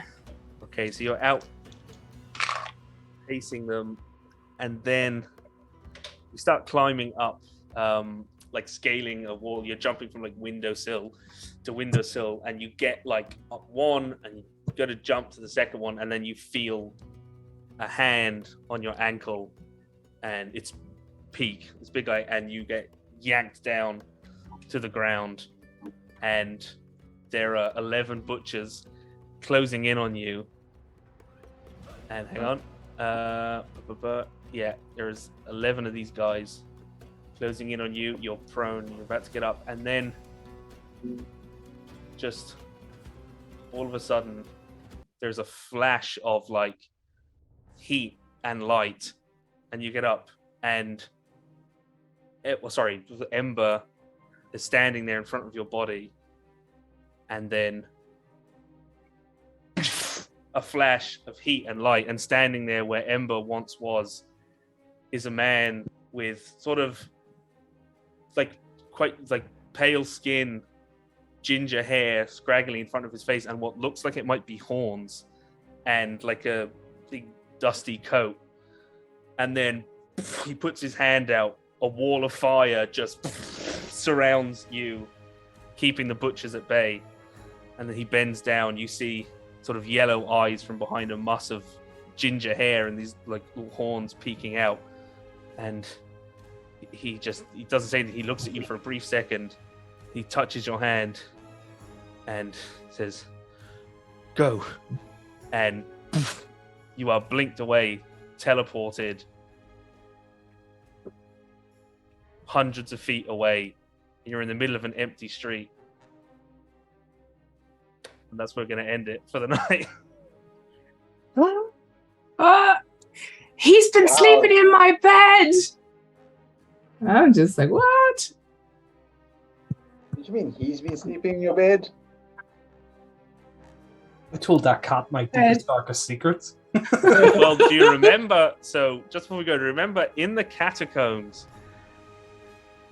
you were cursed with the hunger curse. Yeah. And you went to sleep, and I had you roll perception checks, and nobody noticed, but suddenly, all of a sudden, when you woke up, you were no longer cursed.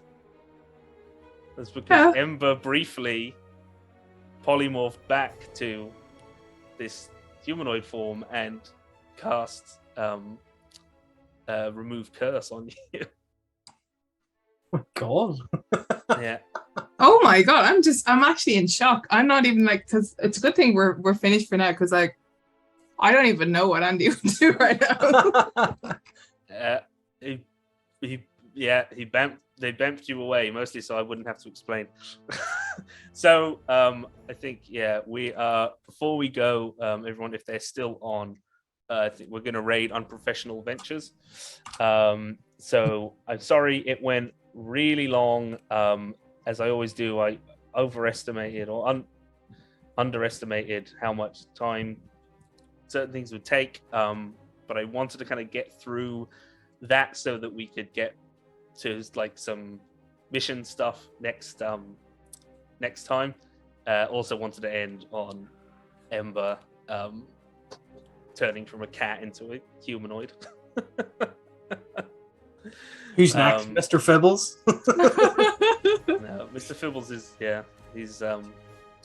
he's actually Navani. So thanks so much everyone for sticking around for so long, and all of you, I know it's late, where many of you are, including Christian, who is as I feel bad, he does so much good work here, and I've kept him up long past his bedtime, I'm sure.